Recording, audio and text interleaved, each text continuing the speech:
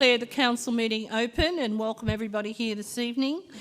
I'd like to remind everyone, in accordance with the council's code of meeting practice, other than the public forum section, this meeting was being live streamed. The Acknowledgement of Country and Prayer of Council and Affirmation will be read by Father Anthony Morgan from St George and Prince Tados Coptic Orthodox Church. If you could all be upstanding, and that will be followed by the national anthem. Good evening, everyone. Acknowledgement of Country. Before we begin proceedings, we'd like to acknowledge the traditional owners of the land on which we meet and their ancestors past and present. The Cabrogal clan of Darug Nation, we acknowledge that this land was also accessed by peoples of the Darawal and Darug Nations. Affirmation of Council. We affirm our hope and dedication to the good government of our city and the well-being of all Liverpool's residents, no matter their race or creed. Tonight we affirm our hope for sound decision-making by Council, which will improve the quality of life in our city. We express our expectations and best wishes for Australia, our nation's future, the Mayor, Councillors and staff of Council, and all those associated good government in Liverpool.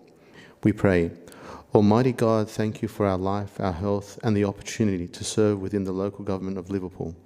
Send your Spirit to touch the hearts of our leaders.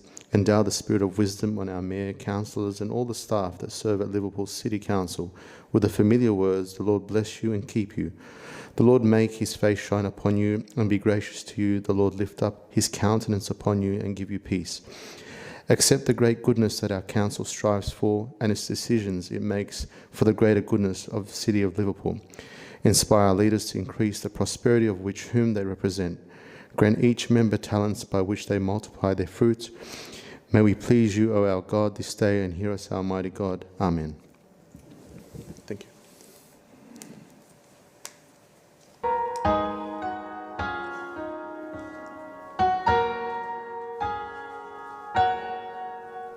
Australians, oh, let us rejoice, for we are young and free. We've golden soil and wealth for toil. Our home is girt by sea. Our land abounds in nature's gifts of beauty, rich and rare. In history's page, let every stage advance Australia fair. In joyful strains, then let us sing, advance Australia fair. Beneath our radiant southern cross, we'll toil with hearts and hands to make this commonwealth of ours renowned of all the lands. For those who come across the seas, we've boundless place to share. With courage let us all combine to advance Australia fair. In joyful strains then let us sing, advance Australia fair. Thank you. Do we have any apologies? No apologies. Condolences. Councillor Hall, you have a condolence? Sorry, Mayor, I was under the impression that... Yes, I thought I'd be doing one, but my notes aren't here, so you have more notes than I have. Thank you. What I would like to... Condolences for John Eastwood. John Eastwood was I guess you could say, the heart and soul of Yada. And I have met him many times, as I'm sure have many councillors. I think the work that he did for the community and for the Young Adults Disabled Association, the man has actually won numerous awards. I believe he's got the Order of Liverpool Award. He's also had several awards by the member for Hughes and also the member for Menai, as it was then, Holsworthy now. John, I will quickly read this. So much to say about our friend, but due to restrictions of time, one favourite verse of John's, the dash, is contained within this rhyme. Arrived on earth May 5th, 1943. Arrived in heaven September 10th, 2019. To us, what matters most of all is the dash between those years. The dash represents the time John spent living here on earth. All of you who've met him know what that little dash is worth. It mattered not how little he owned. His life was not ruled by cash. What mattered, how he lived and loved, and with you shared his dash. John has joined a very short queue, a select group that sits and waits. He wears a jacket printed on the back, "Don't let him recycle the pearly gates." Not a saint, but a genuine crusader. He sought for others a better life, supporting those with disability, easing their families' worry and strife. Always there with a kind word, a hug, or just telling us a joke. In our life of never-ending doubt, he was one of our trusted folk. John believed, be less quick to anger,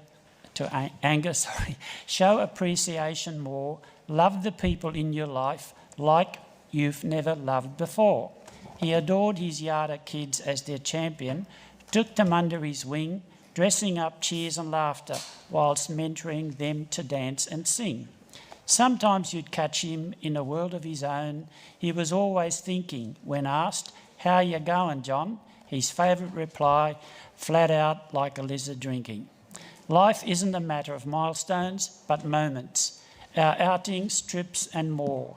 Time is your life. The greatest gifts you can give someone is yours. Not a man of many talents, John gave 100% in all the things he tried. He made a difference in our life, one he started with pride. Treat each other with respect, more often wear a smile. Remember that your special dash might only last a little while. When your eulogy is read, with your life's actions to rehash, will you be proud of the things said about how you lived your dash? As co-founder of Yada, John's insight, dedication and empathy made positive changes in all their lives. We are truly grateful for his legacy. John Eastwood, Akka, Big John, Johnny Boy, Daddy will be missed beyond comprehension. Thank you. Thank you, Councillor. Did anybody else wish to make any comments? I'll add something short. He, like a lot of great men, he was a tragic South supporter. So I think that's worth mentioning. Okay, well, I'm happy to second that the normal condolences be sent to his family. Thank you very much, Councillor Hall. The next item on our agenda is our public speaking section, and we have a presentation by Ms Jennifer French, who wants to talk about the traffic crisis in Liverpool.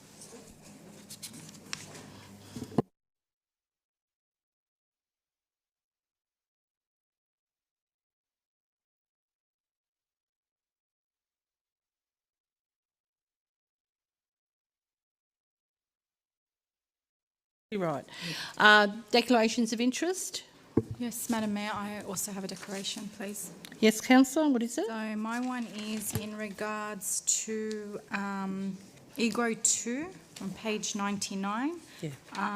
My husband and I own a property in Moorebank that may or may not be affected. Okay. You've got the form there, Councillor? Okay. George, if you could supply the forms. Anybody else has any pecuniary interest? Yes, Councillor Hall. 1 minute, Councillor Haggerty. Councillor Hall.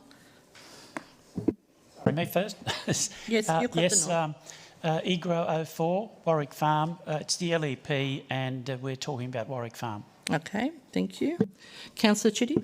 EGRO 05, non-pecuniary, less than significant. I own property in Leppington North, although on the Camden side.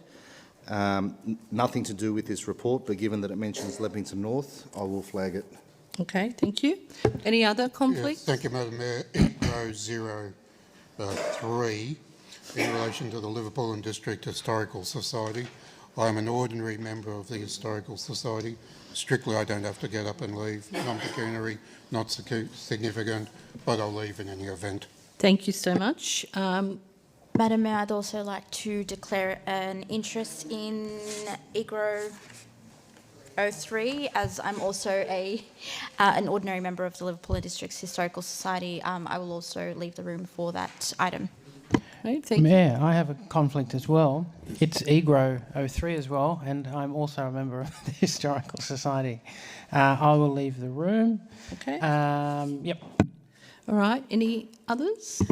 Madam Mayor, I'd like to declare a less than pecuniary interest in EGRO 05, is it? The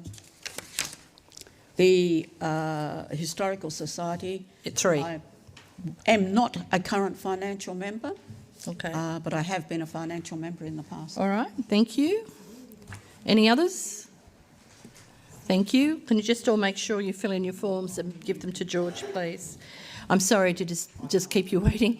The previous minutes, I'm going to put them. Somebody like to move them? Yeah, move adoption. Thank you, Madam. Councillor Shelton, seconded Councillor Hull. I'll put it those in favour, those against, declare it carried. Thank you. Ms French, sorry for the delay. All right. Madam Mayor and Councillors, the problem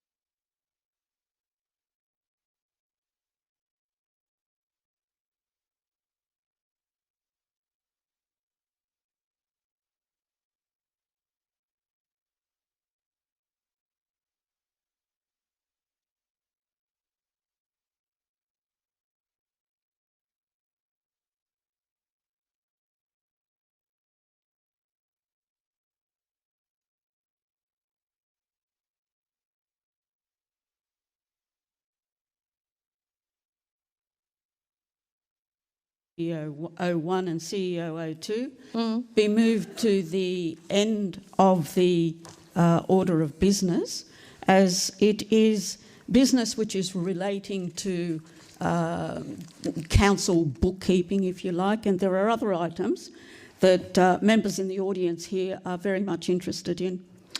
Well, you can formally move that. Have you got a seconder? Seconder, Councillor Hall. I will put it to the vote. Those in favour? Those against? I declare it lost. So it was a tie and I'm actually voting against it.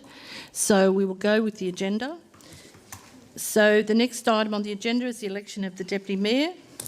I move that we go to secret ballot. Seconder? I will second. Thank you. Foreshadow, Mayor, that we do it in open ballot, and I'll speak to it. All right. Well, we'll put I think we know what it means. Those in favour of a secret ballot, please raise your hands. Can I speak against? Oh, if you wish, Councillor. Mayor. Sorry, Councillors, go ahead, sir. Councillor. Yeah, I'll speak against the motion and speak really then, if it does get up, for the open ballot. This is in the election for the Deputy Mayor, and there are people sitting in the audience here today who are really interested in their items, not ours, but we said we'll do ours first. Why not let them see which way councillors are voting, and why not let them see who's voting for the next Deputy Mayor? We talk about transparency, we talk about being open. We have residents sitting here now that just want to see how we operate. It's a simple vote, it's for the Deputy Mayor. I think everyone knows what everyone's doing. Why not let everyone see what's going on, how we vote these things? And I think if you vote in a closed ballot, you know, what have you got to hide? If you do have anything, I'm not making any allegations about anyone, but why not do it in open while everyone's sitting here? Thank you, Councillor. Anybody wish to speak for the motion? The secret ballot motion? Nope. Okay, given there's no other speakers, I'll put it. Those in favour of a secret ballot? Those against? Declare it carried. Secret ballot it is. I'll hand over to the CEO. Thank you, Madam Mayor. I'm going to make a final call for nominations for the position of Deputy Mayor for the period 25th of September 2019 to 12th of September 2020. Do I have any further nominations? No, I declare that closed. I have two nominees. If Council staff, Mr Georgiakis, can please prepare the nomination forms. Our nominees for the position of Deputy Mayor are Councillor Ali Khanib and Councillor Peter Hall. We'll just prepare the forms as it's gone to secret ballot. Mayor, can I move that we move it to the end, given that they need to prepare forms and we get on with business, given that there is We'll move residents? it. I'm quite comfortable moving it to the end of the actual report. So we have the next item is the appointment of councillors to committees and affiliated bodies. Yeah, Mayor, I would like to move, I don't have a list of names, but I'd like to move it as per the current list, with one exception. I nominate Councillor Haggerty to the Libraries Committee. Are you willing to take that nomination, Councillor? Given that Councillor Haggerty is nominating me, absolutely not. Sorry, and one other change. Yes. You, Madam Mayor, are the delegate to the Traffic Committee, but your rep is Councillor Caliander. Yes. I will take Councillor Caliander's spot. Okay, then. So two I'm changes. Comfortable with that nomination. I'm happy if I'm represented by Councillor Haggerty. Okay. Madam Mayor, may I just confirm who's on the Aboriginal Consultative Committee currently? I attend. Councillor Sheldon attends. It's the Mayor or her delegate, but she does attend. Yourself, Councillor, and Councillor Shelton. Madam Mayor, I must apologise. I have a conflict with that meeting time. I've had it all year. It conflicts with another committee that I'm on. Okay. So I will not be able to attend. That's fine. How many delegates are there on the committee? That one is the Mayor and one councillor by charter, however, So more two. councillors. Okay, so that's fine, Councillor. We've got the two, so that's okay. Any comments on the recommendation as made by Councillor Haggerty? We need someone for the Library Committee. The Library Committee, who would like to be on the Library Committee? It's a very good committee. Well, how about we Fine, I'll leave? stay on. Okay, Councillor, thank you. All right. Who would like to second the nominations as put by Councillor? I'll second the motion. Thank you, Councillor Shelton. Is there any opposition? I'll put it. Those in favour, those against, are carried. How are we going with ballots? Ballots done? They're just coming out of the All right, we'll do the next item, which is ward boundaries. Could I move That a might motion? take a while. Okay, so that's on page 56. Yeah, I'll move a motion, Mayor. Yes, Councillor, what is your motion? Number 1, as per the book. Number 1. I'll second, Madam Mayor. Can I? Getting there. And number 2 is adopt ward boundary plan number 1. Number 1. Okay, so moved by Councillor Chitty. and- Plan to be submitted to the New South Wales Electoral Commission and the rest of the... Okay, so the moved by Councillor Chitty and seconded by Councillor Ayard that option 1 be the selection. Do you wish to speak to that, Councillor? all good unless there's any... Well, I'll ask, is there any opposition? Yes, I would like to foreshadow, same as Councillor Chitty, but option 5. 5. I will second. That's a foreshadowed, so you have to hold your horses. Okay, well, do you wish to speak against that then, Councillor Haggerty? That might be the best way to clear the air. Yeah, so I think option 5 is the way to go. In terms, for a number of reasons. One is geographically, it's the smallest area being changed, which means, I guess, less effort in terms of informing people who've moved boundaries. Yes, it's based on population, but it's a smaller area to carry, to move. Therefore, it'll be cheaper. Because it's near the CBD, residents that live in that area will probably see other alerts and notifications about it. Again, making it cheaper. And just from my experience of standing on a poll booth, it's a lot easier to explain to people where they are. So someone will come up to you and you say, where do you live? And they'll say, I live in Liverpool. And you go, what side of the street do you live in? And then you have to look at it on the map. Whereas with this option, you go, where do you live? And they say Liverpool. And you go, bang, you're in North Ward. So it makes it much easier. And then I think the most convincing reason is in terms of the population projections. This option, based on population projections, won't need to be rejigged until at least 2040. So when we won't need to come back, we won't need to have another vote. It'll be set in stone for some time. And my understanding is that based on the public submissions, this is also the overwhelming view of the LGA. Thank you, Councillor. So we've had a speaker against. Is there any speakers for? All right, I'm going to put the motion as moved by Councillor Chitty and seconded by Councillor Ayard, which is option 1. Those in favour? Those against? Declare it carried. The next item is back to the CEO. Thank you, Madam Mayor. Councillors, we've now distributed your voting papers.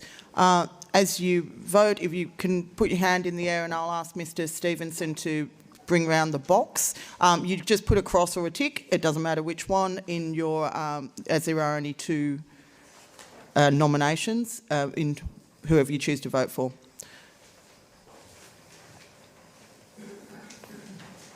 Mr Stevenson, can you bring the box?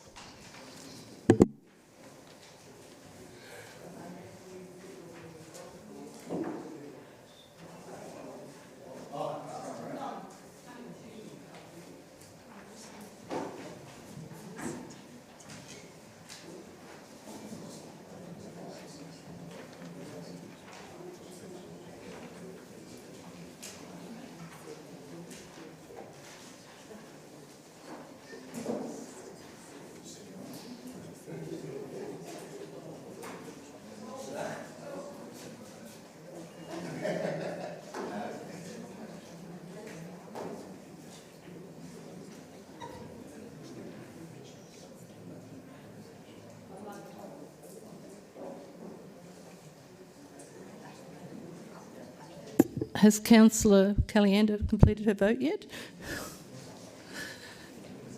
Yes, she's still thinking. Well, she's taking it very seriously. Okay, well, Councillor Caliana, can I progress with the agenda because I'm sure the CEO will take a little while to do the count. The next item's on page 86.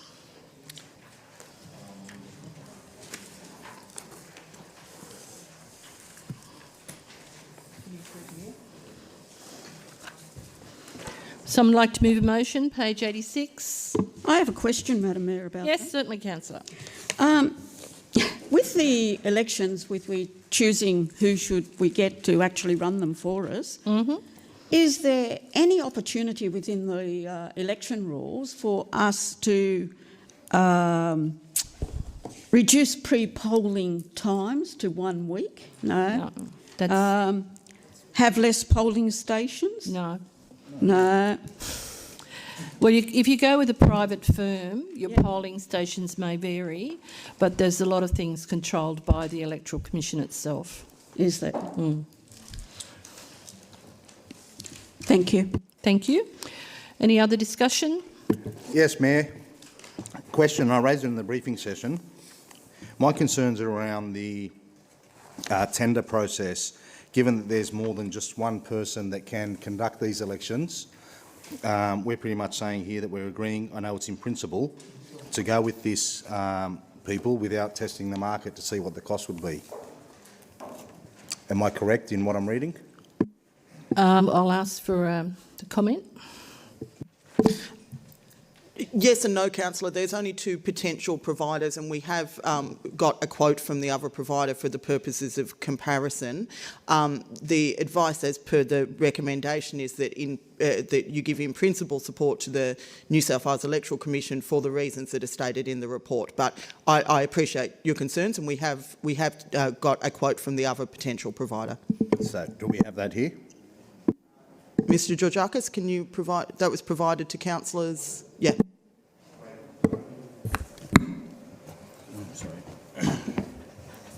Through the CEO, there was an email sent yesterday to the councillors. It was the responses to the questions taken on notice from last week's briefing session, and subsequent to that, that email advised that we had contacted Fairfield City Council and discussed with them who they've been using, which they told us. We contacted that provider.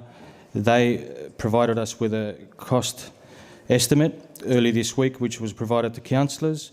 We were hoping to have the cost estimates from the New South Wales Electoral Commission confirmed before tonight's meeting to be able to further provide councillors with the comparison, but unfortunately that hasn't been forthcoming. So that's why the sheet that I've left on your tables, on your desks tonight, gives you that further update to let you know that although we've got the cost estimate from the other provider that Fairfield uses, we don't have the Electoral Commission's costs confirmed yet to enable us to compare the two. Okay, thank you. Any other discussion? I would like to, per the book. Per the book, moving the book. Seconded by? I'll second that. Thank you, Councillor Rhodes. I think we all understand it. It's fairly clear. I'll put it. Those in favour of the book? Those against? Declare it carried. Thank you. Over to the CEO. Thank you, Madam Mayor. It is my great pleasure to announce that we do have a winner for the position of Deputy Mayor of Liverpool City Council for the term 25th of September 2019 to the 12th of September 2020, and that is Councillor Ali Khanib. Please join me in congratulating Councillor Khanib. Can we please have a motion that Councillor Ali Khanib be declared the Deputy Mayor of Liverpool City Council for the term 25th September 2019 to 12th of September 2020, that Council's register of delegations be amended accordingly, and that all ballot papers be collected, which has been done and will be destroyed by myself as the returning officer. Moved that way by Councillor Sheldon, seconded by Councillor Balut, who's chewing away there merrily on his minty.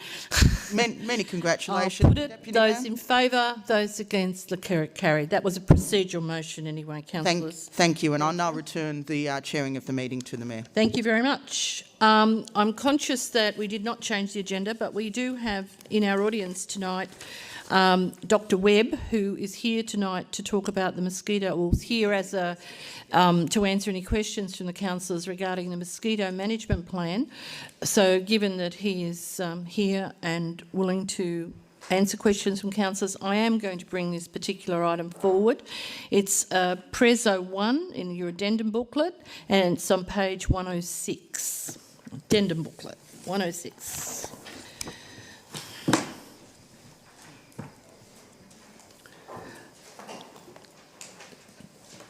Dr. Webb, if you want to stand at the where I've lost him. There he is. I found him. No, there may not be any questions about the mosquitoes, but they have been a bit pesty and causing a lot of unhappiness. The motion is on page 106. Would someone please formally move? Yeah, I'll make the motion. Thank you. I will second. Thank you, Councillor Sheldon. Thank you, Councillor Caliander. Do any councillors have anything they wish to ask? I do, and I thank staff for answering this, but given that we've got him here, we may as well go as well. My concern is more around the way that we spray these mosquitoes, and I know in some places they use the helicopter and it just sprays everywhere. Now, staff has responded, but given that you're here, what are the issues with doing one of those helicopter sprays pretty much across up and down the river on both sides? There are residents there, there's industry there. What's the risk of doing that? So to clarify, the recommendation that's in that report is that there's ground-based spraying of those habitats, and the reason for that is that the area is relatively small and you avoid the problems of having to fly a helicopter in close proximity to residential areas and some of the legislation around that. Helicopter application does work quite successfully at Sydney Olympic Park and other areas in far north New South Wales and southeast Queensland, where there are far more extensive areas that need to be treated, many hundreds of hectares. But as this is a more concentrated area and it's underneath the canopy of some woodland along the river, it's a much more effective way to apply the product. Any other questions? Can I ask two questions? Thank you, Madam Mayor. Doctor, just for the sake of the argument, if one council pursues such activities without other councils abutting onto the Georges River, cooperating, collaborating at the same time, what is the likely effect going to be? I think a collaborative approach would be certainly much better in the longer term, but based on the local council's areas here, we've identified an area that is highly productive for mosquitoes. Those mosquitoes coming out of those areas are very aggressive biters and are potential transmitting pathogens such as Ross River virus, and they spread quite widely from the area. So you could have a tangible benefit to local communities within council area adjacent to those wetlands. It could be a very effective way to do it. In a broader sense, of course, collaboration would be a way forward. And the second question, if I may, which did come up in the briefing session, we hear about other insect populations being a threat, particularly bee populations. What would be the effect, if any, in relation to this spraying program with respect to other populations? In other words, to what extent is it selective and to what extent is it non-selective? So the product that's recommended in the report is a bacterial-based product called Bacillus thuringiensis israelensis. And it differs quite markedly from the type of insecticides that you would use in your home to control flies or cockroaches or ants. And so rather than being a contact poison on the insects, the immature stages of the mosquito actually have to consume the toxin to die. So the mode of action is much more specific to mosquitoes because you're applying it to the water where the mosquito wrigglers or the immature stages are. You can minimise some of the impact to other insects. And so generally speaking, this is probably one of the more ecologically sustainable ways to control mosquitoes. And by point of reference, we've used this for over 20 years at Sydney Olympic Park, and we've had no reports of any significant non-target impacts on other insect or animal life. Thank you. Councillor Rhodes? My question is, how certain are we that the area that has been identified for the biting mosquitoes, how certain are we that this is a really important site for them and there is not other important sites within the Georges River area? And what impact would it have if we've only hit one of the sites and there's other sites within the Georges River? What do you think will be the impact of missing those other sites? So primarily the other sites that are along the Georges River are outside the local government area, and they are much further closer down towards Picnic Point and Lugano and Alfred's Point. Within council area, those wetland areas identified in the report are the most productive habitats, and the mosquitoes coming out of there, by controlling those, you will have an impact on reducing the number of mosquito bites that people are getting in those suburbs nearby. In terms of the river as a whole, a more coordinated approach would certainly be required, but for council area, applications there would be very, very useful. And we're confident that that is the area that is what we might refer to as a hotspot of mosquito activity, because there's characteristics about the environment there that are conducive to these mosquitoes. Water pools there after rain and tidal inundation, which is typical of this mosquito pest, which is the problem. We also know this mosquito flies a long way from its wetlands, over 3 kilometres, and so that's why the mosquitoes coming out of that area would impact the suburbs nearby, such as Holsworthy, right through to Chipping Norton and Wattle Grove. Thank you. Any other questions? Yeah. Hold on, yes, Councillor Haggerty, you haven't had a go. Yep. I put forward the original motion, so I just want to thank staff, in particular Peter and his team and Cameron for the work you've done to get this back so quick. I think we put it up in April and we knew that we sort of had the clock ticking before mosquito season arrived again. I guess, was last season a freak season? What led to such large numbers, and will we see a repeat of that given, the effects of climate change? We'll get sort of warmer, wetter, longer summers. Yeah, it's a complicated question to answer, but generally there's a number of factors that contributed to mosquito populations last year being problematic. Mosquito populations fluctuate year to year depending on rainfall, temperature, tides and things like that. Last year was quite unique in that some of the mosquitoes that were causing a nuisance were coming out of some of the wetlands around Liverpool, Horseshoe Lagoon and Sydney Waterside. We've been working closely with those authorities to control mosquito populations, so hopefully that won't be contributing to mosquito problems this summer. The mosquito sites identified in the report, populations there will change a little bit from year to year, and there's no reason to suggest those mosquitoes won't differ in this coming summer or others, and the reason why we recommended control to be undertaken in those areas. But a final point on that, one of the recommendations in the report that was council participated in New South Wales Health's mosquito and mosquito-borne disease surveillance program that will provide data to the council on how mosquito populations are fluctuating in future. That will again help with management. Thank you. Councillor Sheldon. Yes, just one further thing, if I may. The report before us suggests that we allocate $30,000 to the operational plan in relation to this. Is it within your expertise to comment as to the sufficiency of that sum? I think based on what is recommended to start, it's quite reasonable. We're focusing mosquito control. It's recommended that you focus control in these areas, and what can be learned from the effectiveness of that, together with some additional mosquito monitoring, I think they can shape more sort of cost-effective and expansion or contraction of the program in the future. Okay, thank you. Any other questions? Councillor Haggerty? Oh, no, I'm sorry. Councillor Rhodes, are you wanting to ask a question? No? Okay, Councillor Add.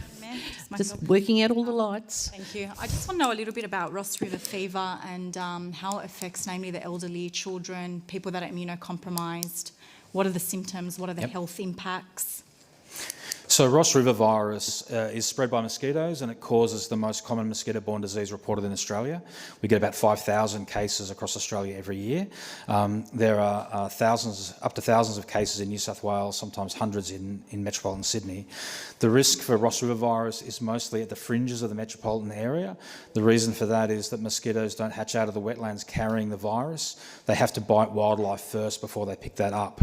And so the mosquitoes generally pick the virus up from kangaroos, wallabies, because of the abundance of that wildlife along the Georges River National Park. That's one of the reasons why we see local transmission and activity of that virus.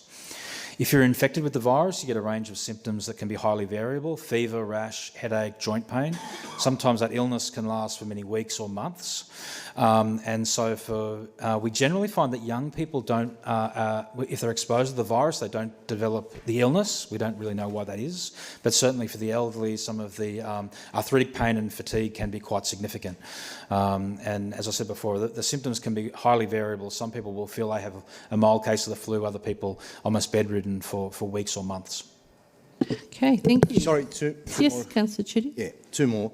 Yep. Obviously, we can do all this, but if residents, and I know we've got the community strategy to talk to them, has there been one in particular that's been used elsewhere that's worked quite well to engage the community, just to let them know what's going on and how to, do their part as well? That's the first one. Yeah, so I think it's really critical that there's an integrated approach to try to control the impact of mosquitoes in the local area, because we actually have dozens of different mosquitoes, and as the councillor points out, one of the key issues are mosquitoes coming out of people's backyards, which are a different type than would be coming out of the wetlands. Education of the community with ideas on how they can reduce the production of mosquitoes from the backyard is a common element of education that New South Wales Health do on a statewide basis, and I think there's a great advantage in council being more targeted and regionally specific with that advice to the community, and maybe assist them reducing the amount of mosquitoes that are coming out of their yard and taking measures when they're outdoors to safely protect themselves and family from mosquito bites. And I suppose the second question, I take it mosquitoes were around before climate change became the in thing to talk about? Mosquitoes have been around for much longer than us, and certainly I think they'll be around for much longer after us. But I think it's mindful that we do sort of consider a changing climate, because one of the real tangible impacts that we've observed in Sydney is an extension of the mosquito season. I'm now seeing mosquitoes far more abundant in spring, and I'm finding them far more abundant into autumn. And so while we may not see an arrival of malaria and dengue into the local government area, we will see an extension of the mosquito season that might bring with it more cases of mosquito-borne disease. Thank you. Any other questions? Yes, Madam Mayor, just Yes, one Councillor. question. Just following on from Councillor Chitty's question about community education programs, has there been sort of engagement with culturally and linguistically diverse groups that have been successful in New South Wales Health's experience? Yeah, that's a really wonderful question, and it's something that we haven't been very good at, and I've been advocating for with Health Department. There are many parts of New South Wales where we have a range of different communities, and I don't think that they're being engaged properly with the messages that we're sending. And so I think that's one of the reasons why Liverpool could take a leading role in this, in showing how we can have different ways to engage our communities and work out what can best kind of work in terms of changing their behaviour and hopefully changing exposure to mosquitoes. Thank you. Any other questions? Okay then, I appreciate you making yourself available, and that was genuinely very informative. I don't like mosquitoes personally. Okay, I'm going to put the motion. Those in favour? Those against? Declare it carried. Thank you. Next item's on page 92 in your normal book. Can I move a motion, Mayor? Yes, certainly, Councillor. 1 is the book. 2, determine that the Mayor, Councillor Kellyander, Councillor Hadid be the members of the delegation. 3 is the book. 4 is the book. I'll just ask the councillors that are mentioned whether they're happy to be on that delegation. You are, Councillor? Right, okay. All right then. Seconder? Happy to second that. Thank you, Councillor. Is there any opposition? That might be the best way to do this. Okay, no opposition. I'll put it. Those in favour, those against, declare it carried. Councillor Rhodes, can you turn off your light? Thank you. I keep thinking you need to speak. The next item's on page 100. Move that way. Thank you, Councillor. Councillor Haggerty, seconder. Councillor Carney. Sorry, Madam Mayor, is that IGRA 02 on 99? Yep. Yeah, I have to leave. All right, no worries. We can wait.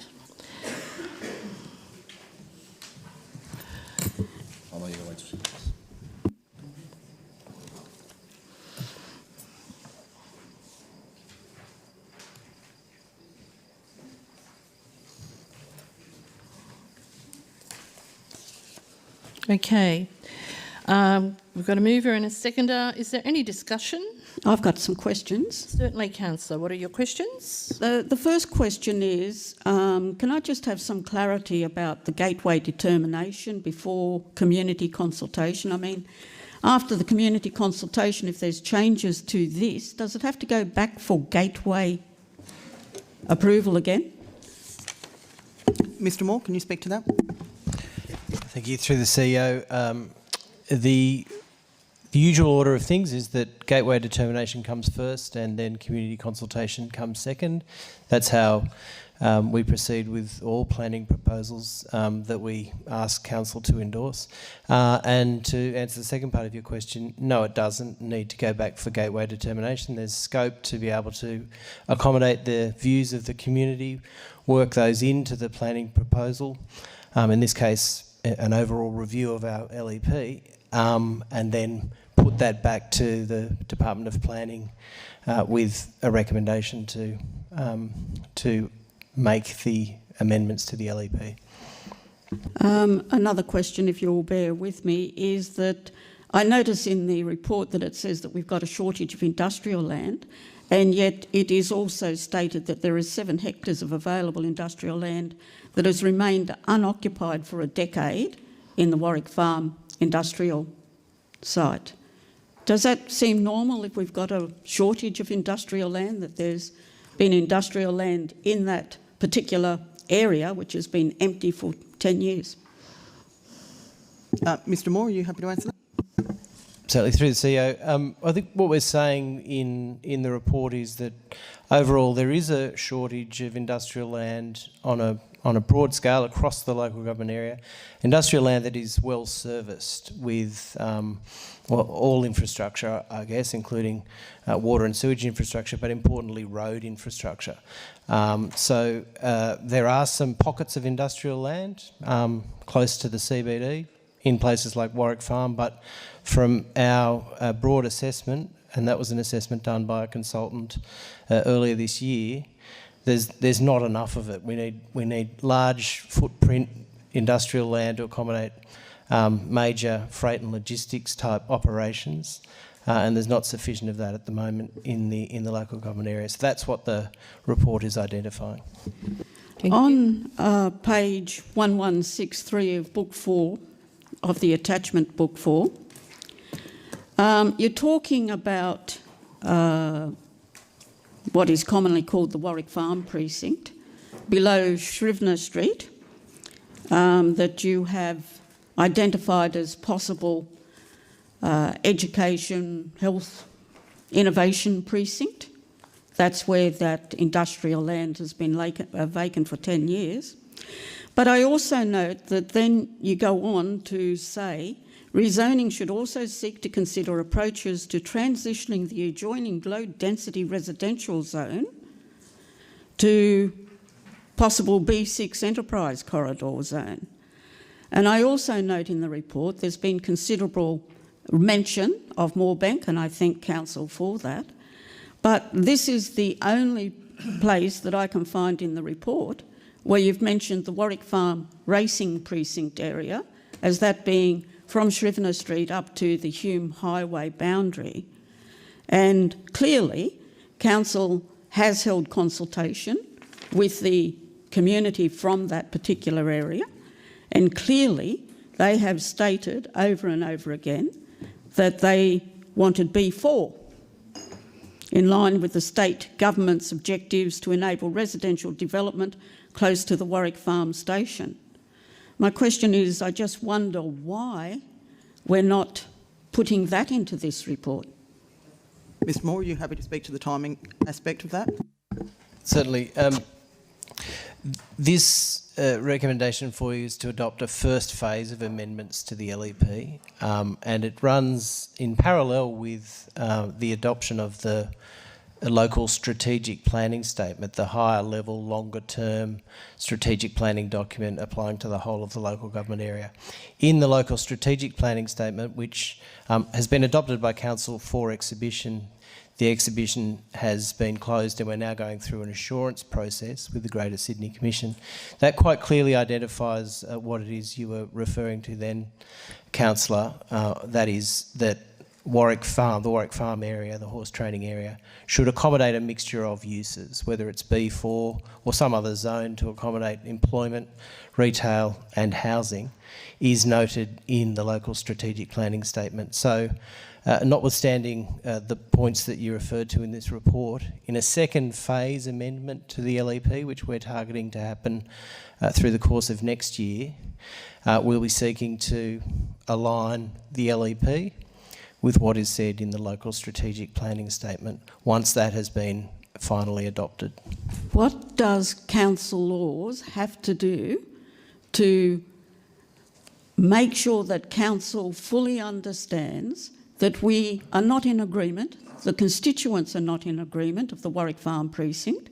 They have told us on endless occasions that they're not interested in your particular views of what should be in that area. Point of order. That they are interested. Please be quiet, Councillor Rhodes. There's a point of order. Yes. I don't think they're Mr. Moore's views.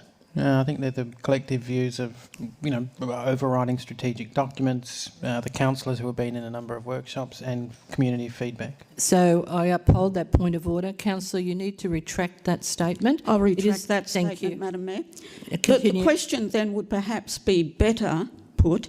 I'm having difficulty in understanding whoever first mentioned that type of zoning for that area. And when was it mentioned? Because I bear in mind that councillors have received an email when we were in consultation with the people from Warwick Farm from one constituent that stated that he was shocked at the idea of B4 and called it a spot zoning, when this was the first time that councillors had been engaged. It was the first time that the constituents had been engaged in putting forward their ideas about what they thought would be best for that particular zoning area. So I'm just having difficulty understanding how we've ended up in this position, that we have a suggestion for a zoning in that particular area that has not been supported through the workshops, has not been supported through the consultation with the community. Councillor, I'm going to take that as speaking against, because you are actually entering into debate, and it's a lengthy. A question is very short and succinct, and you have actually entered a debate, but that's fine. That's why I didn't Put simply, ask you. Madam Mayor, can I ask who was the person who collaborated for that area to be what council is proposing? The CEO wishes to answer that question. Councillor, it's a complicated question because there are a number of statutory planning documents that affect decisions that councils can make. The broad answer to your question is that there is a chapter in the Western Sydney District Plan which is very clear about being very precautionary around industrial and employment lands. That's a specific direction in the district plan, of which we are one of 8 councils that's subject to, which is adopted by the Planning Minister of the New South Wales Government. Any planning proposals must be considered in relation to the district plan. So that really answers your question. So the district plan details that. The collaboration area is then the greater expression of the district plan, which is a protection of the industrial and employment lands. Council have given a different direction. We are attempting to undertake the studies that would be able to make that case against the direction of the district plan. And when would that be presented in such a, or exhibited to the community? That we Okay, so there's a number of studies that will be required to support a proposal for land use changes, specifically traffic and flooding. They're the 2 complicated ones because they were part of the reason that that no proposed zoning changes were made through the collaboration area. The place strategy outlines what needs to be done and the timeframes for their completion. We are anticipating completing the studies around the end of 2019, probably at the earliest because we start to go into the silly season.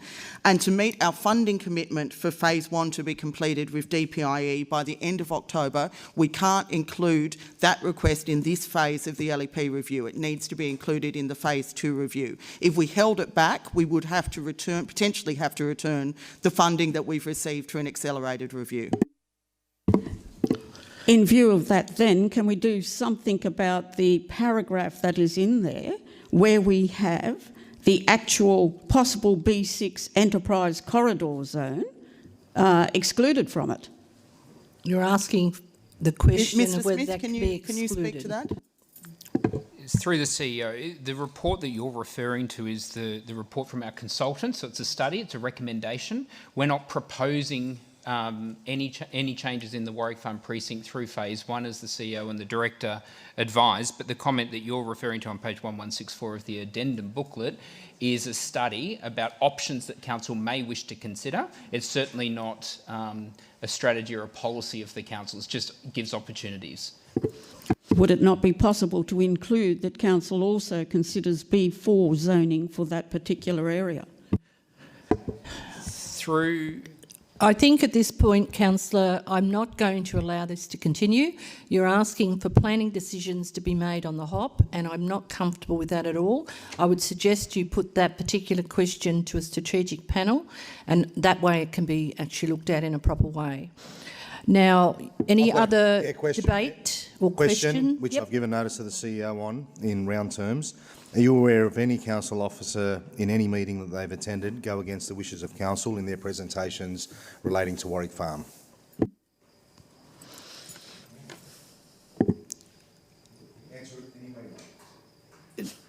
Councillor, planning officers don't determine what council do. Councillors sorry, determine just that. in relation to that, not planning officers, any staff member in any meeting that they've attended on behalf of council go against the wishes of a council resolution in what that area should look like. It's a difficult point of order question to answer, Councillor, because CEO, shush. Point of order. What is your point of order, Councillor? I'm uncomfortable with that wording. You know, someone can be asked what their opinion outside of work is on X, and they give their opinion, which may be different to... Point of order, Mayor. I don't. Hold on a minute, Councillor. I haven't ruled on the first one, so just hold your horses. Yes, keep going. Yeah, I'm just uncomfortable. So you believe it's moving into a sort of criticism of staff and the way they are actually performing their duty? It's an open-ended question. Which can potentially get someone in trouble without all the facts being known. And I'll uphold that because I agree. I don't think it's actually procedurally a good way to actually conduct an inquiry. If you want to have a report on that, Councillor, I would suggest that you ask for a report. Sorry, with all respect, Mayor, and obviously you've made your decision, I can't change that, otherwise I would, but I've asked really a simple question relating to council business. No, Councillor, you've asked about a staff member, and that makes it personal. Yeah, no, well, even if it's on council business, it's still a staff matter. And, Councillor, you're very aware of what our duties are. You had a point of order you wish to raise? Just in relation to Councillor Haggerty stating that it was a personal matter, it's not a personal matter. This is a staff, I'm asking about staff, on-staff business that the CEO is aware of. And I've said to the CEO she can answer any way she likes if she chooses to do so. I heard you. I'm actually upholding Councillor Haggerty's point because it is a staff matter. I think that if you're going to ask about the behaviour of individual staff or groups of staff or any types of staff, it should be done in a way that meets our procedures. I don't think doing it in open council is appropriate. Do you have any other questions, Councillor Chitty? All good. Thank Madam you. Mayor, I have just that one question. Wait a minute. That I couldn't Councillor find. Hadid will have a turn. Councillor Rhodes. Well, thanks, Madam Mayor. Through your question to the CEO, would you please tell us why the concrete recyclers in the marina are not included in this report? I'll ask Mr Smith. My understanding is because we're currently working with them on their precinct planning, and it would be premature to put it into this particular phase of the LEP. It may end up in LEP2. Is that correct, Mr Smith? Absolutely. We've been in a number of discussions with the proponents for Site E, what's called the old concrete crushing site. They're proposing to lodge a planning proposal themselves. They've got a significant number of studies they need to do to support that planning proposal. So we're working collaboratively with them as they work through those studies. So we're expecting a planning proposal in the coming months on that. So in other words, at a future date by the sounds of it. Thank you, Councillor Rhodes. Yes, Madam Mayor, thank you very much. Just one further question. I couldn't find it before the actual information, but what puzzles me is why councillors received an email by one developer who stated on the 2nd of the 8th, 2019, and I quote, We have worked with Council, engaging with the long-term strategic planning processes. Can I just stop you, Councillor? I'm going to remind you again, and it's actually in the OLG guidelines. If you ask a question, it has to be succinct.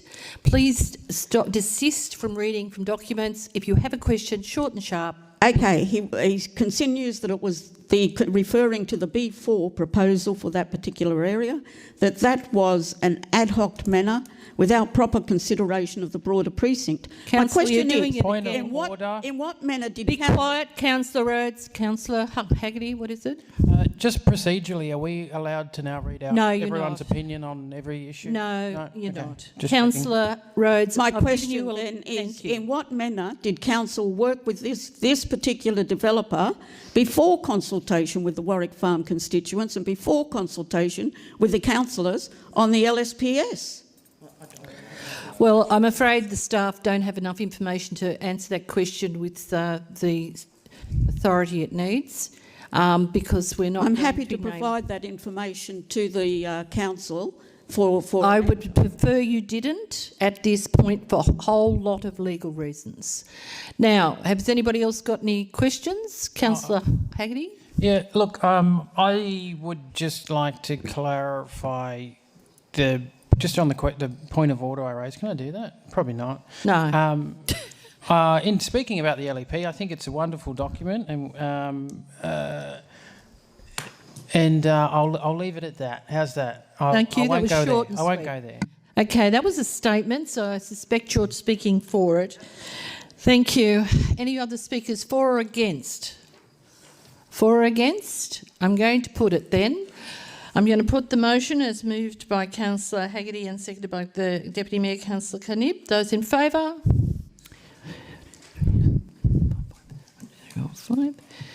Those against? Declare it carried. Those against need to put your hand up because this is a planning matter. So those against, please put your hand up. Okay, thank you. Did you get that, Susan? Thank you.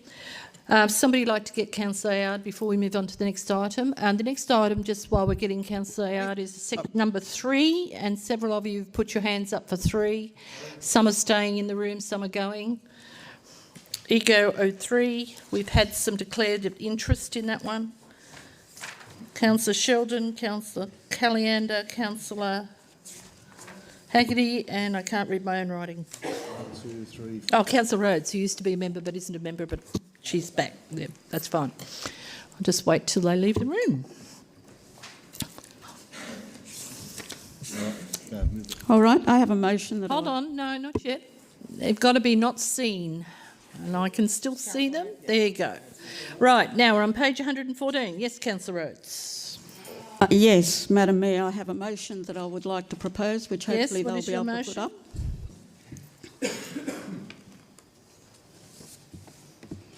And I'll read it out for people as it's going up. Adopt in the LEP a land surrounding the Liverpool Museum and Collingwood House as a destination precinct for the extended development of destination attractions. Prepare a report for the October meeting on the cost of a new iconic community building with a Liverpool history theme to be erected parallel to the Hume Highway in the destination precinct for a new community hall and in view of providing a new and permanent home to the City of Liverpool and District Historical Society. 3, identify possible grants and or funding that might assist Liverpool to build the new community facility.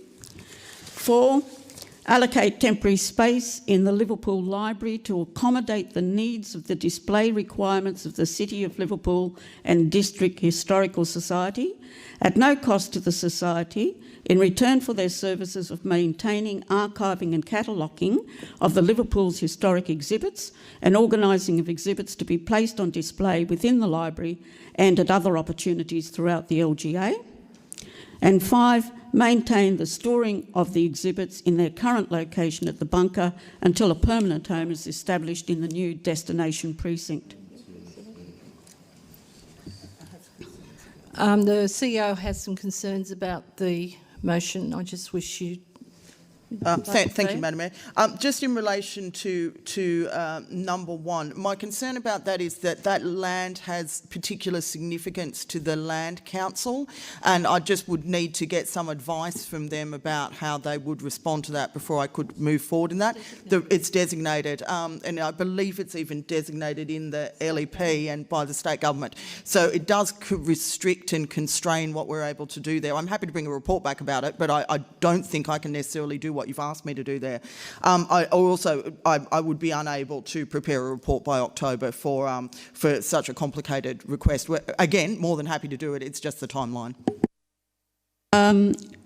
Councillor, wait a minute. May I make the suggestion that you ask Councillor to prepare the report as you've got on number 2, including what's possible in that precinct, and that it be brought back to council. How much time would you like, CEO, or you need? Not like, but...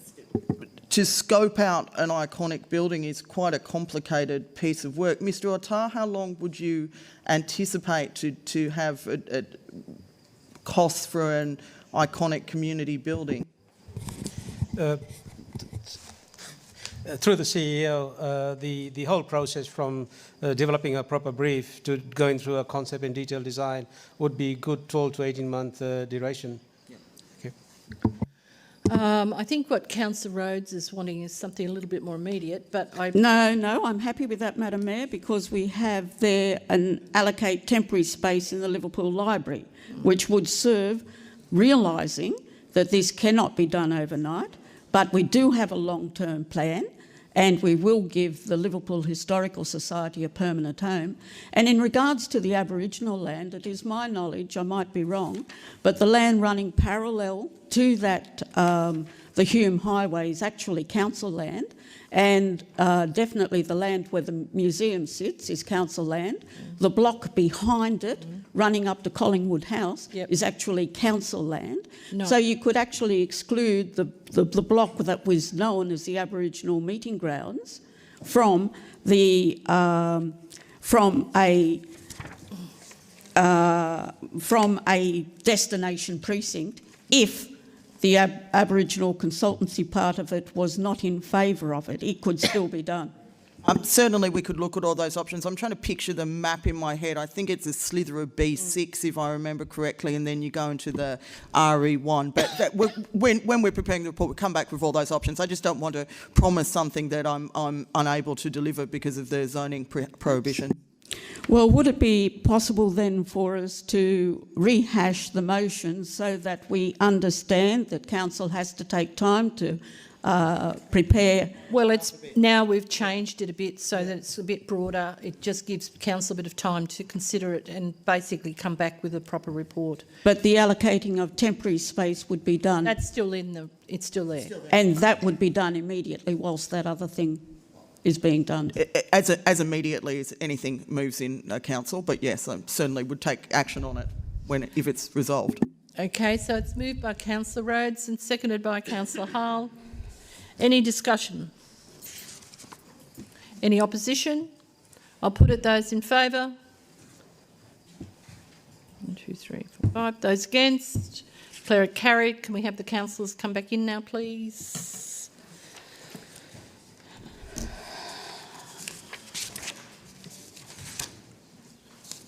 Do we need a bit to go to the bathroom there?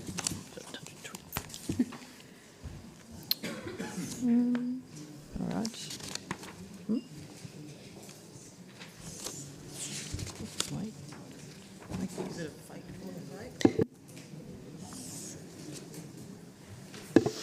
Okay, the next item's on page 125. We're still missing Councillor Caliander, but I think we'll just, for the sake of time, keep moving. The page 125, she says. There it is. Can I ask some questions, Mayor? Yes, certainly, Councillor. Thank you. Just in relation on page 126, the previous 126, I'm sure it is, yeah, where we're writing to the residents, point 2 on page 126. I take it now a direct mail letter will go out to the residents. Can I just ask what we'll be sending them? Are we sending them a whole heap of numbers, or are we going to get straight to the point in relation to that letter? Well, we do attempt to provide plain English correspondence to the community, so I will make sure that it's as clear as it possibly can be. As you can see from the report itself, it is fairly complicated, Councillor, but we'll bring it down to as simple and clear as we possibly can. In plain English? Yeah, in plain English. Yeah. Will it make reference that maybe we underestimated the number initially that was thrown out there, under 200 units in that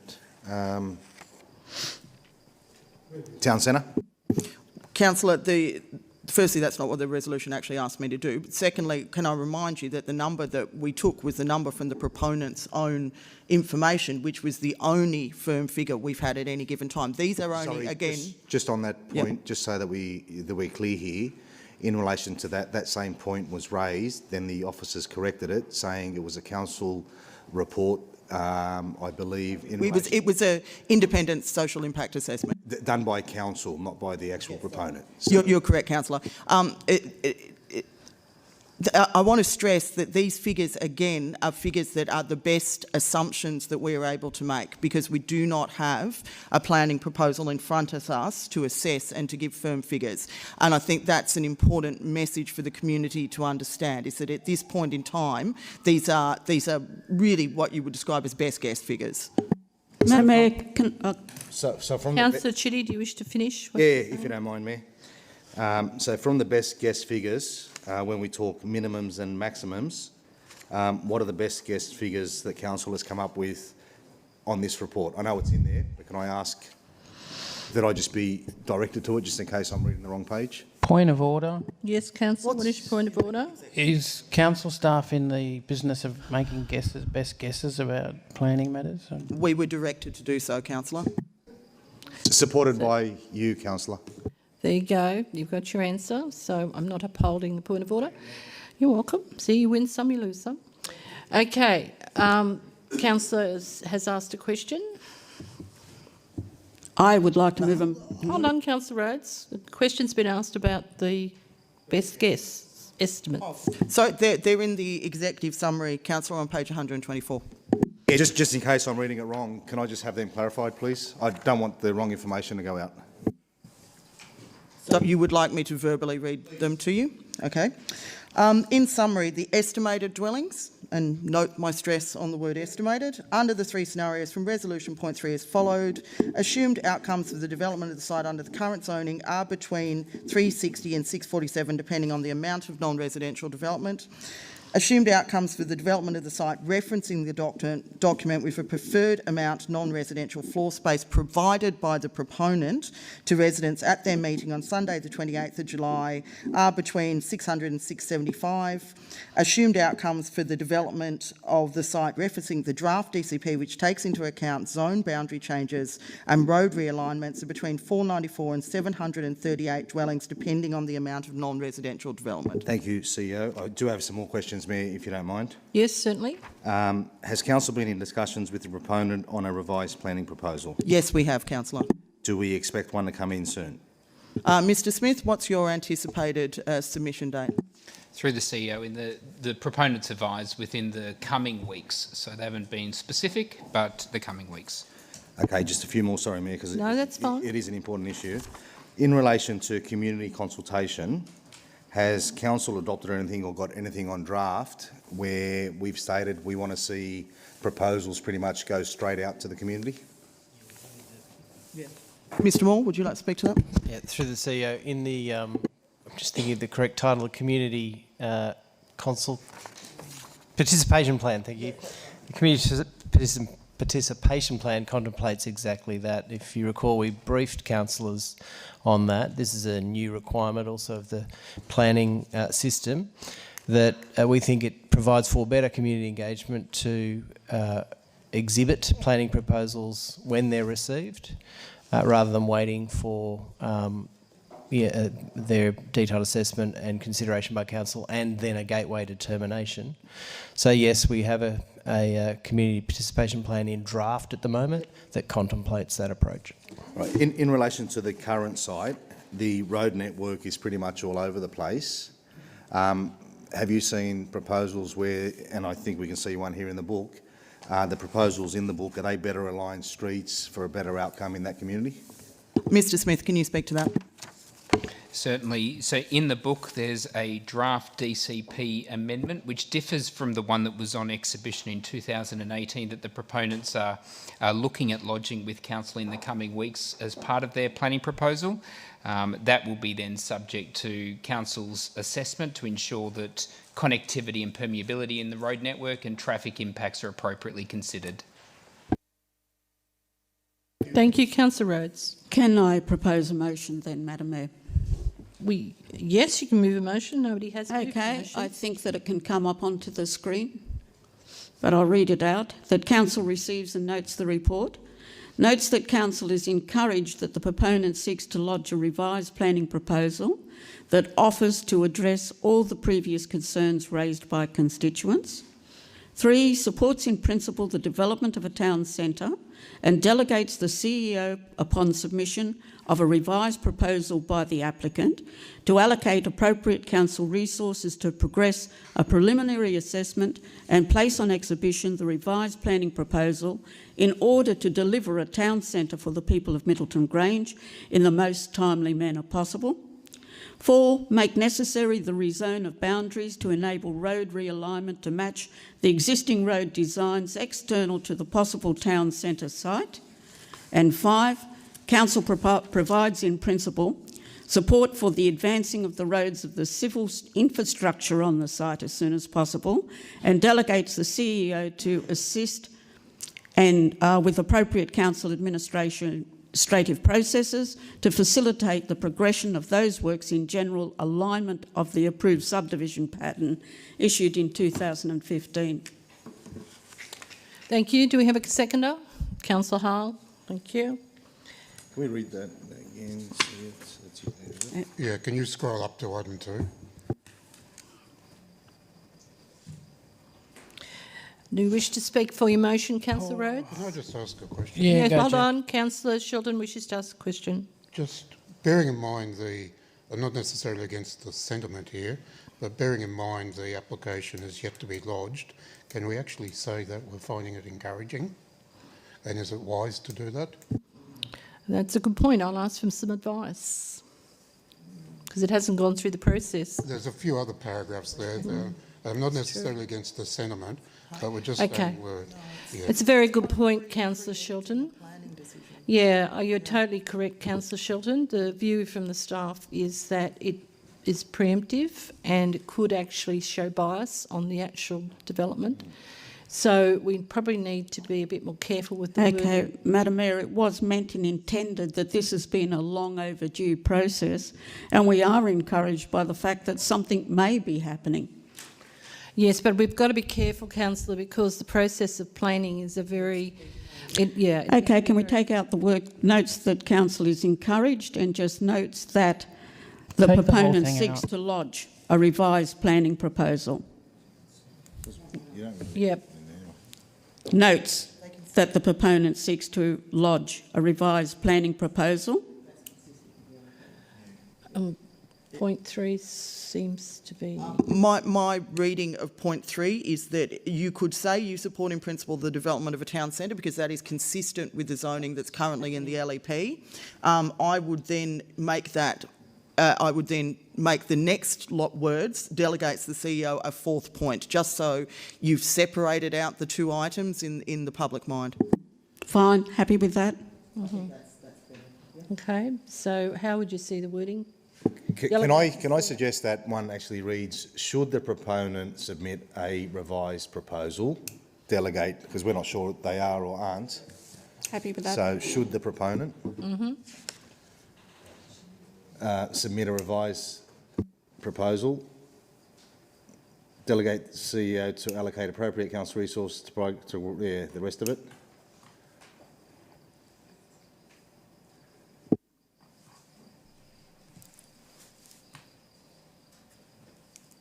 Happy with those amendments?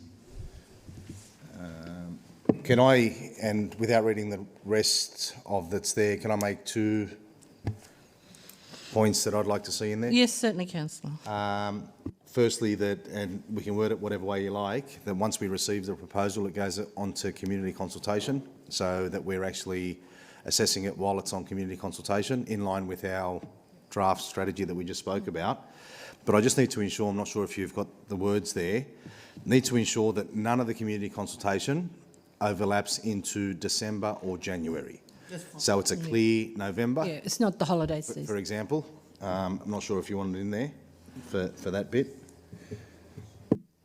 So, Councillor, just for my clarification, what you're proposing to do is when we receive the application, while we're undertaking assessment, we're also simultaneously undertaking community consultation.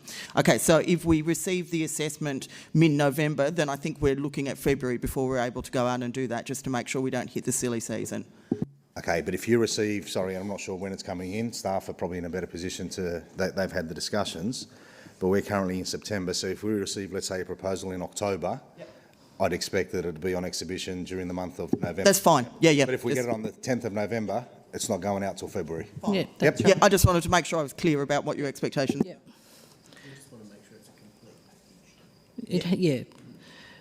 Mr. Moore's just saying you want to make sure that whatever's submitted is a complete package as well. Okay. All right, I think everybody understands the sentiment. Yes, Councillor Haggerty, you've got your light on. Can we scroll back up, please? It's 4 redundant. Like, it basically says council will do its job.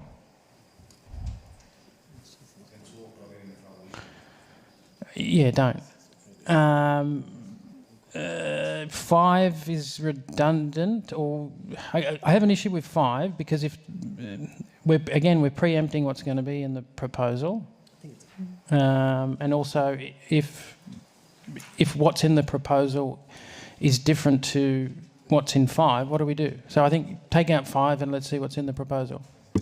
Well, No, I don't agree with that. hold on a minute. The CEO wishes to make a comment. I'm concerned about item number 5 because, again, it preempts the planning assessment. The rezoning is part of the planning proposal, and it's captured by 4 because the planning proposal will be assessed. But to try and do it earlier, while the planning proposal has not in fact even been submitted or assessed, is potentially problematic. Well, it is problematic. It's not potentially. It is problematic. Can I suggest we support the road layout without any without any land rezonings, and then the actual proposal they submit will then have to justify why that should be changed. At the end of the day, we want to see proper roads in that. Yeah. So in principle, yes, we support the actual roads going that way. It's up to them then to demonstrate through their planning proposal how that'll work. Yeah, so that would read supports the revised road layout. Sorry, Madam Mayor, just to clarify something. Yes, Councillor Caliendo. Would that be captured in 6? So the idea of, in principle, supporting the road realignment but not the land rezoning? I didn't hear the last bit. I'm sorry, Councillor. So what was just discussed in terms of, in principle, supporting the road realignment but not the land rezoning, would that be captured in point 6?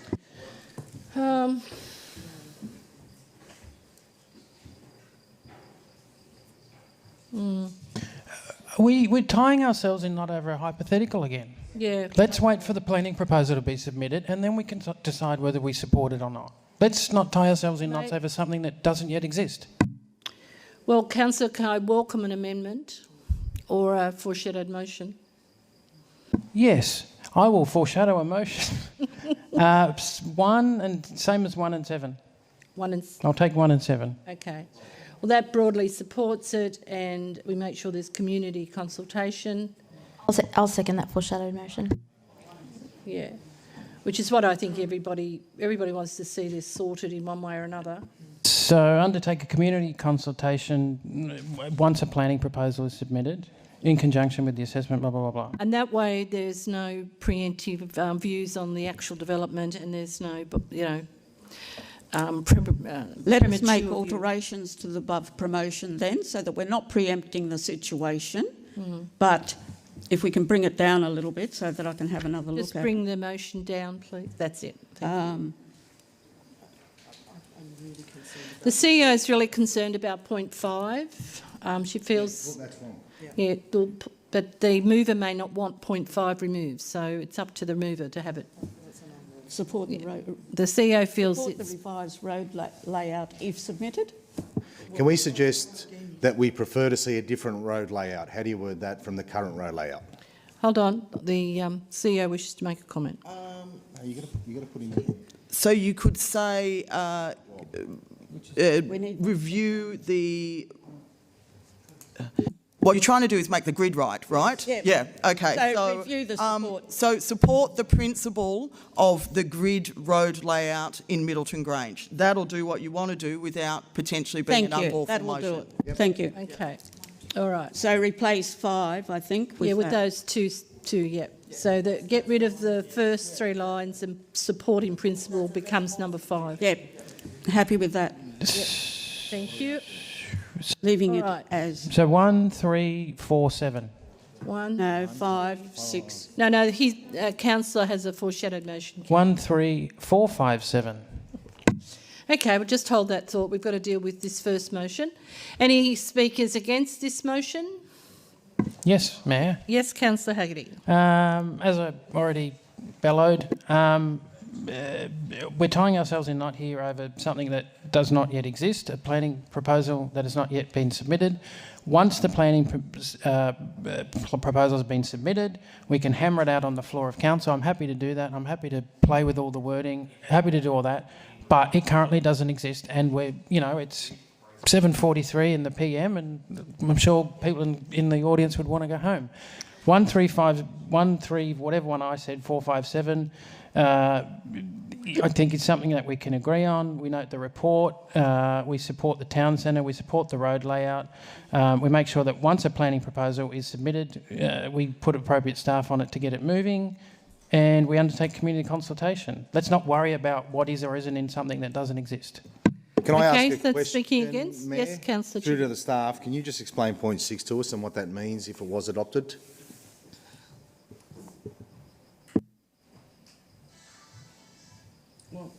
That's actually some of the roads and civil infrastructure is subject to a DA, I understand at the moment, not the planning proposal. So what it's really saying is get a kick on to assess the DA and then make that happen. I'm correct there, aren't I, Mr. Moore? Yes. Yep.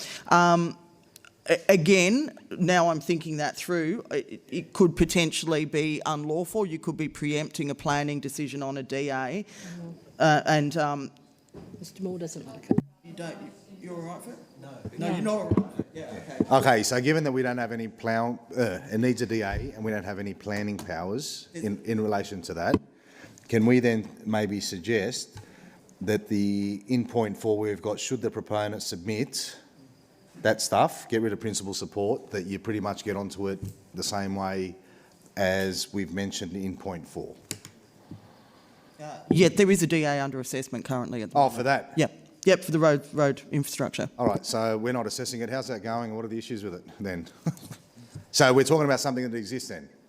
The DA for this is separate to the planning proposal and it currently exists. That's correct, isn't it, Mr. Moore? Can we, and sorry, this one is on the spot because I didn't know it existed. Do you have any updates on what the issue is there? Yeah, through the CEO. The issue is that, bizarrely, you've got to change the zoning to make the grid road layout work because the grid would push through land that is zoned for, I think it's recreation space. So there's a bit of a catch-22 going on there. We've tried to work with that as best we can, but it's a fundamental issue. So we've, I think, put the development application just on hold while we see how all of these other issues play out. Right, so a road's not permitted in recreational zones? Well, I might have the wrong zoning there, Councillor, but Mr. Smith's looking like he can answer that question. I mean, it's not. It's the zone is RE1, but on top of that, there's land reserved for acquisition for a community facility, and so the wording is that you can't then put a road through where a community facility building's going to go. So if you start shifting the zoning, it's not going to be a problem, but with 6, it is a problem because we've got issues with the DA in relation to permissibility. So Mr. Moore's saying 6 is something we need to delete if we're going to pursue this particular motion, Councillor Rhodes. But it's up to you. The advice I'm getting is that it's illegal, so we'll have to go full stop without your permission. Okay. It's all right, that's fun sitting up here. Okay, so Councillor Rhodes, did you want to speak in reply? Look, Madam Mayor, the point is that this has been on the books for so long. I think that the people of Middleton Grange deserve to be able to see what is on offer in this proposal. They do deserve to have a town centre provided as soon as possible. And I believe that the motion as put is in support of council fulfilling its obligation to the constituents of Middleton Grange to move this and to progress this new proposal as efficiently and as quickly as possible. And that's what the motion is trying to do. Thank you. We've had the right of reply. No other debate is entered into. I'm going to put the motion. Can questions be asked though? No debate. No, I asked for people to speak against it. But it's based on the new information just raised by the Director. The Director has given us the information. I call for the right of reply. I'm going to put the motion. Those in favour, please raise your hands. What are you voting in? Yours, Councillor. Those in favour, Councillor. Thank you. Those against, declare it carried unanimously. Moving on. Can I be painful and ask a question though, just to satisfy myself? Yes, certainly. In relation to that response, and I take it on board that there's a community centre where they're proposing the road. Can't council enter into an arrangement where they tell us where the community centre could sit in a B2 zone, for example, and then we do a land swap like we do pretty much any day of the week? So I'm just trying to get my head around why we're stopping this. Change the zoning. If you can't. We can land swap. I think at this point it's sort of a bit of a work in progress, Councillor, so it's not off the... I'm going to have a 10-minute recess.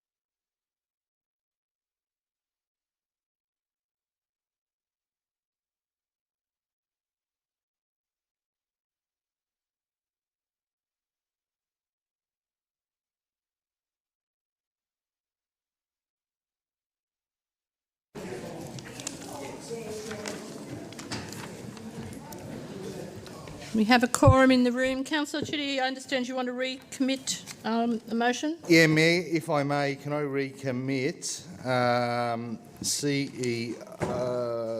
EGRO 01. EGRO 01, and then I'll move a motion if it Yeah, gets recommitted. yes, I'm happy to do that. Yeah, so can we pull up Chair. the current motion that was passed by council? Yep. Please. Sorry, What are EGRO we doing? 01. We're moving it. Page 92. Yeah, just in point 3, add the name Councillor Kanib, please. Yep. Okay. No, he's not in the room. Oh, sorry, Deputy Mayor Councillor Kanib. Deputy Okay. Mayor Kanib. He just nodded his head as he comes through the door, so I'm taking that as so that's just adding an extra person. I'll put it, those in favour, those against, declare it carried. Thank you, Councillor. So that's been changed and fixed up. Okay, the next item is on page 139. Move that way. Thank you, Madam Mayor. Thank you, Councillor Shelton. Seconded. I'll second. Thank you. Any opposition? I'll put it, those in favour, those against, declare it carried. Next item's on page 149. Move that way, Mayor. Thank you, Councillor Chitty. Seconded. Councillor Kanib. Any opposition? I'll put it, those in favour, those against, declare it carried. Next item's on 159. Can I move, 159? Yes, 159. No, sorry, I don't do anything. Okay, What happened to moving. COMO2? It's COMO 3 on page 159. We just did 02. We did. It's done. Moved by Councillor Chitty and seconded by Councillor Kanib. Number 3, can we have a mover, please? Don't all rush me. Well, I'll motion, Madam Mayor. Thank you, Councillor Rhodes. Seconded. That council defer the funding. It's this. Wrong one. What are we up to?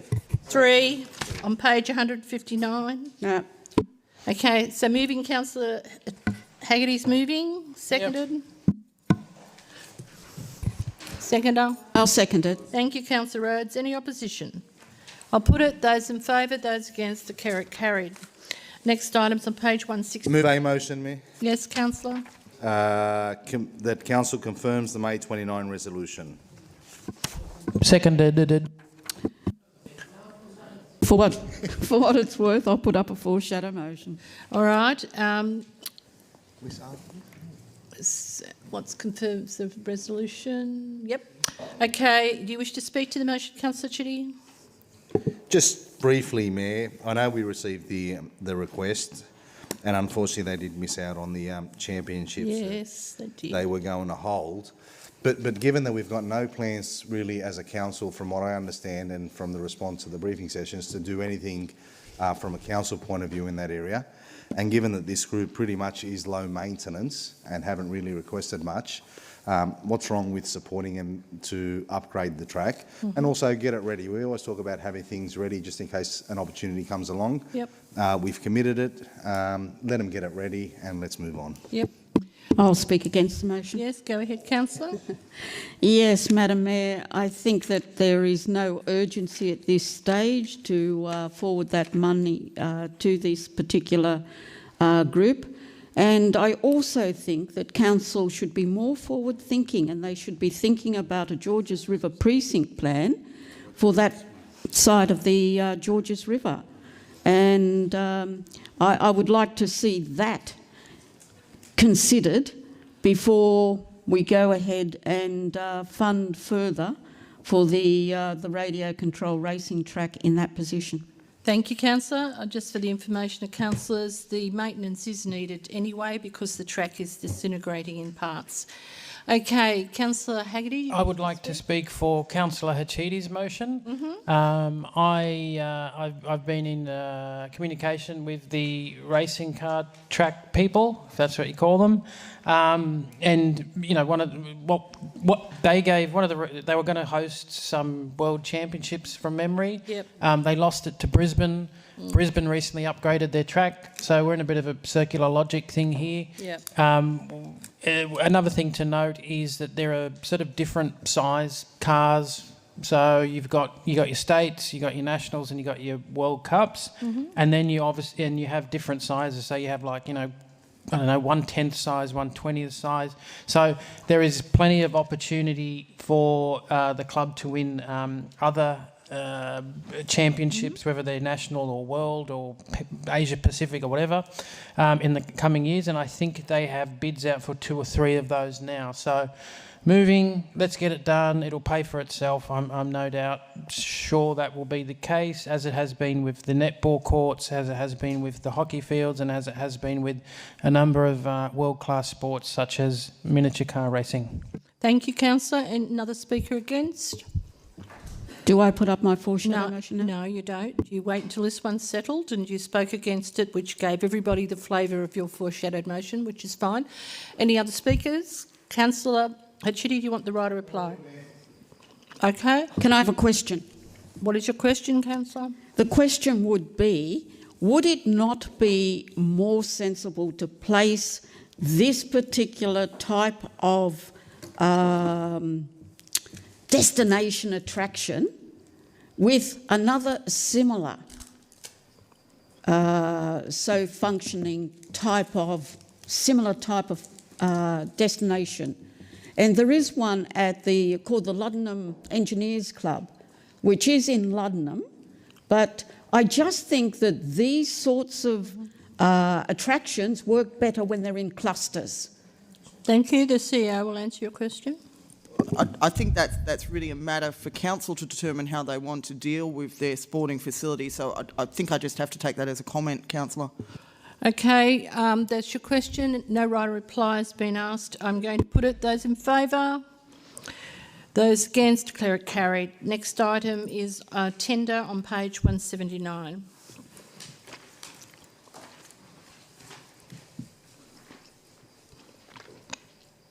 Move that way. Thank you, Madam Mayor. Thank you, Councillor Sheldon. Seconder. Thank you, Councillor Cunnib. Any opposition? No, but I have a question. Yes. So have we gone out for tender on the whole of, the whole best of breed whole of end-to-end system? Mr White, please feel free to answer. So through the CEO, there are 3 primary providers who offer what we would call more or less an end-to-end solution for local government. Those solutions are varying in quality and in particular in different areas have strengths and weaknesses, as you would imagine. A tender process would normally involve us going and advertising to the market to try and get bids, but we know who the 3 providers are. They're well established in the market, and as a consequence, rather than tender, we're currently undertaking a project to do a broad market test of all 3 providers across basically the entire council. So a usual tender process will involve an evaluation committee of 3 or 4 people. What we're trying to do is involve a lot more than that, obviously, because you're talking about multiple systems, potentially up to 10 or 12, everything from libraries to booking systems, but then the core systems like finance and CRM and everything else. And there's a lot of stakeholders across the entire business who will have an interest in being a part of that decision. So we're conducting a much more consultative, broad-ranging process to assess quality. Then we'll tighten it down for an assessment of price, and then we're going to come back to the council with a detailed assessment. We're looking at probably about 6 to 8 months on that. When we bring it back, we'll be asking you to confirm the decision and basically give us a tender exemption based on the fact that there really are only 3 competitive offerings in the market. I have a question. Hold on, Councillor Haggerty. Besides that unorthodox method, everything else is following, same, there's a PCG, it's going to go through ARIC, all that stuff? Yes, through the CEO, that's correct. So yes, there's a probity plan on board. Local government procurement is assisting us with this. So we'll have external probity, we'll have local government procurement being a part of that process and guiding us through it. And they'll be convening all the panels and making sure that everything's above board. And just in terms of project management, are we using in-house project managers or are we hiring external? So through the CEO, look, our intention is to basically utilise the successful provider in that regard. So ultimately, if we are going to go with provider A, that will involve almost inevitably, because we have currently systems with all three providers across the council, provider A will ultimately find themselves merging some old legacy systems of theirs into a new system of theirs, usually probably a software as a service platform, and then migrating competitive services into that same platform. They are the people with the most experience in particular data migration, which is the primary challenge, and so we'll be working with them. From a council perspective though, my ICT manager, who's been involved in these projects before, will lead from council's perspective, but primarily we'll be leaning on the providers to undertake that with probably some on-site data conversion and data cleansing expertise that we'll have to bring in. Thank you. Councillor Rhodes. Yes, thank you, Madam Mayor. Is Council aware that Westrock is also investigating software packages for... yes, you are aware? Yes, we are, Councillor. In fact, we've seen the submission that they're making to the Local Government New South Wales Conference, and as we're doing that work, we'll take into consideration anything that comes out of that proposal. Thank you. Okay, any opposition? I'll put it. Those in favour, those against, declare it unanimous for the typist. Next item is your committee, investment report on page 1. Move that I'll move way. that way. Question, thank you, Madam. Hold on. That was Councillor Haggerty and seconded was Was me. Councillor Caliander. Thank you. Yes. Who's have a question? Councillor Sheldon, was it? Yes, thank you, Madam Mayor. Thank you. Yes, about 2/3 of the way down page 183, it's identified that for the month of August, the return on investment was substantially lower than budgeted for. I'm wondering whether the changed economic circumstances, whether that's likely to continue to be the case in months in the future. I seem to remember that previously we've always done a little bit better than budgeted for, so this sort of sticks out, and whether that's going to be the shape of things to come. Thank you. I'll ask Mr White to answer. So through the CEO, it's a function of two things, Councillor. The first being that we were, based upon experience with our previously, I'd say, rather conservative budgeting of investment numbers, we were a little more aggressive with our investment forecast this year, remembering that these numbers were set back in February. And obviously since then, as Council would be aware, we've had 2 rate adjustments, which has impacted our yield. So it's those 2 factors, more aggressive budgeting and obviously a weaker market, a softer market in the investment side. So those are the factors, but is it likely to continue? Through the CEO, I'd expect yes, unfortunately. Another thing that did save us in past years and created increased investment income was the Civic Place project, which was delayed. As Council will be aware, that project is now proceeding. We expect to begin drawing down on those monies fairly soon, so we won't see that benefit either this year. So yes, I would suggest that the short answer is yes, it's likely to continue and potentially worsen over the year. Thank you. Yes, councillors, any other questions? Can I just ask, but I did ask in the budget session, we'll be getting a report back in relation to Civic Place returns if certain things don't happen? Yes, you requested that information. You can put it in resolution if you that's want fine. to, but we'll do it. Just to make sure that it is noted. Yes, we'll be getting a response to that. Thanks. Okay. Okay. All right, given there's no opposition, I'm going to put it. Those in favour? Those against? Declare it carried. Next item is the committee reports. I have a Madam Mayor, correction, Madam Mayor.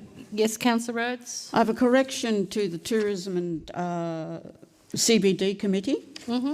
On page 198, Mr Wang advises that the data was very general and there were uncertainties around accuracies and analytical conclusions. Therefore, this should be taken into consideration before utilising this information for Council's efforts.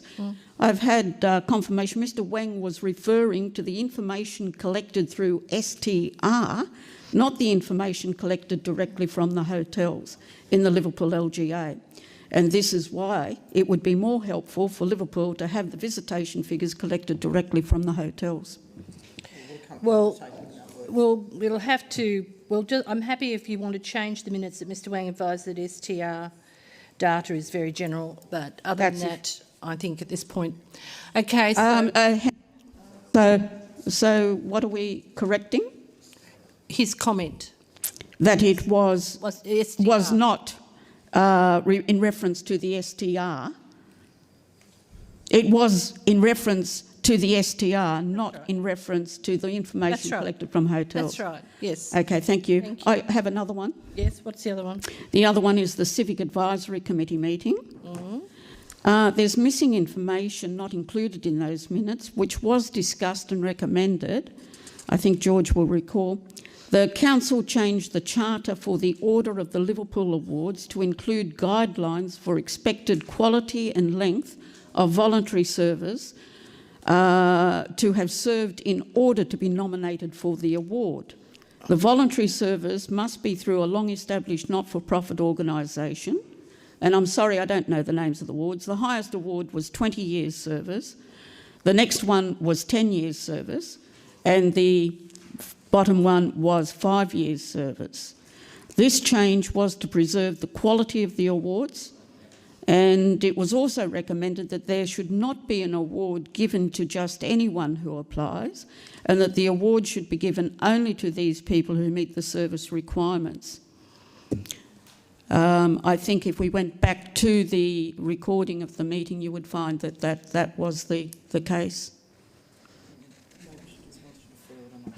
I think we'll defer that matter and we'll actually ask for it to be confirmed. It's easy to put it in retrospectively.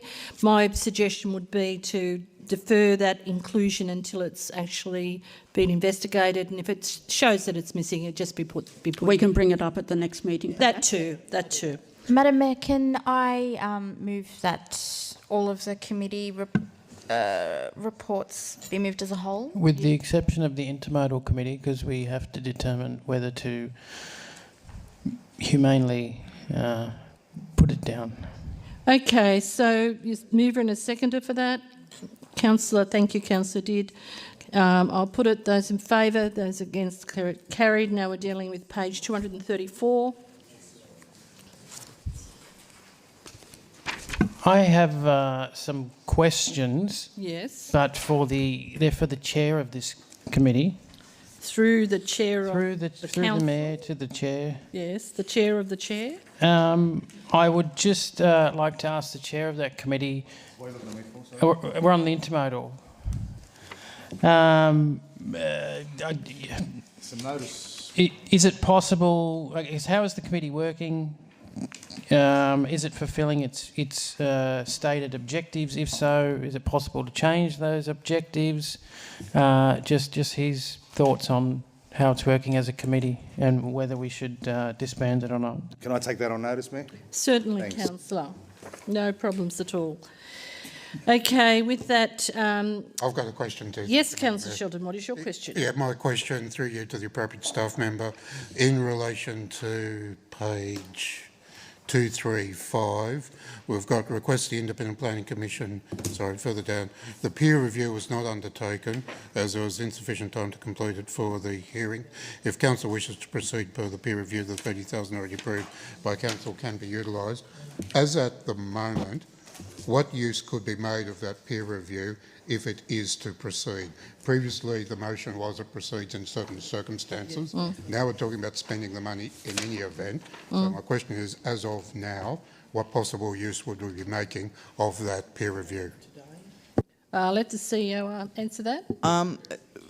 Councillor, I think as of today there would be no practicable use. However, there may be further modifications and applications submitted that information could be relevant to, but that's for the future. Mr Smith, is there anything other to add there?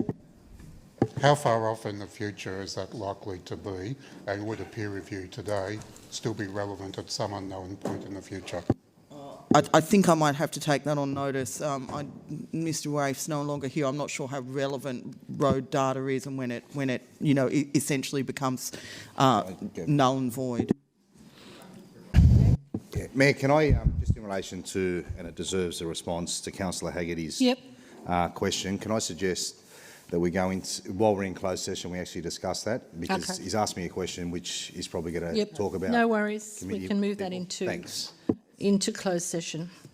All right. Moving that in closed session by Councillor Chitty, seconded by Councillor...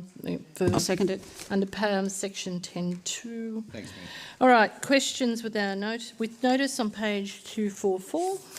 All right, who's first? You are. You are, Councillor. Thank you, Mayor. Thank you for the response. And I'll be careful here.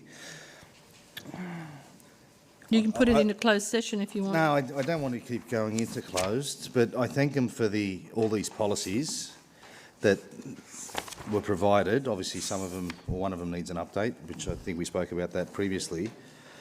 But I think I asked a question about the whole organisation, and I got a policy for the council's customer service, which I believe relates to the customer service centre. Am I correct, or am I incorrect? So it relates to that. Councillor, can I just clarify that policy is relevant for all staff? All staff. Yep. Now, in all honesty, the response I thought I'd get was, Councillor, we may have an issue. We're working on it. We've identified a few things, and we're going to make some changes. Instead, yes, we are going to make improvements. Instead, I'm just throwing with policies in there. My understanding is there could be an issue, and I've got to be careful with what I do say, that Council is looking into the issue. Who monitors the return of phone calls? Who monitors the return of emails? Who ensures that they get done? All councillors received an email yesterday, which was confidential, but there was a recommendation from the internal in relation to that. Has that been adopted? I'm not aware of that email at this point in time. I'd have to have a look at that, Councillor. I believe the answer you've got responds to the questions you've asked. If you're asking me, and I'm happy to say this full and frankly, do we have a problem with some sections of council not being as fast as I feel they should, or meeting this policy? Yes, absolutely we do. And it is an area of continuous improvement. I'm more than happy to put that on the public record. Is it possible to monitor every phone call and email that goes in and out of the organisation? Absolutely not. That's an impossible task. But managers and coordinators need to take responsibility for these areas, and that then becomes part of their performance management process if they're not doing it. This is part of updating the policy. It's part of developing the service level agreements. Is it perfect at the moment? Absolutely not. I would be lying to you if I pretended that. Is it something that I'm acutely aware of and I address at pretty much every executive meeting? Yes, it is. And I suppose, thank you for that, which is a lot. I'm not saying anything about this response, but that email was sent through last night at 6:14, and yes, you were included in that, in the email. I'm just looking at who it was sent to, and I'm just trying to find the point where a recommendation was made in relation to some business improvements, and I was just wondering if that had been taken on board. I'm just trying to find exactly which paragraph it was.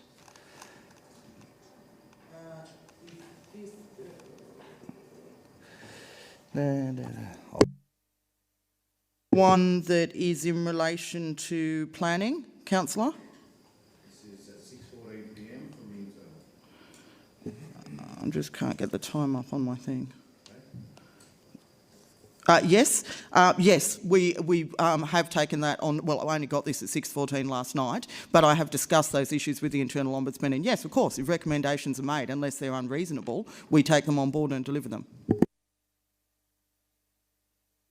Thank you so much. Next item is on page 266.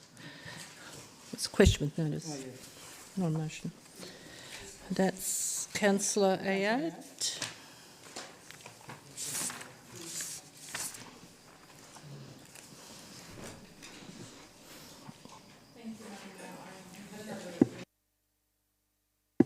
Great, thank you so much for that. Next item is 271 in the name of Councillor Hall, and I note that the answer will be given to you in October. Next item is 272, and that's also October. Mayor, can I move a 272? That's Councillor Haggerty. Yeah, it's Councillor Haggerty. Sorry, Councillor. So hold your horses. I'm holding them. And the next one is yours, Can I move a 273. motion in relation to that? And I'm going to seek the assistance from Director Tina in relation to the wording. I've got some basic wording up there, but it probably needs to be played around, and I do apologise that it wasn't sent to you. I've just been running around. In short, Council's done a couple of studies in relation to rec and open sport. We've identified that indoor sports and basketball, there's a need in there and we're lacking. Council staff, thank you to Tina and the staff that attended the meeting for an unsolicited approach. in relation to that. This is not asking for anything except just to put on the record that we've done the studies and we support, subject to everything that we need to go through to ensure that it's all above board and transparent, that we're happy to discuss further with these people the provisions of indoor facilities.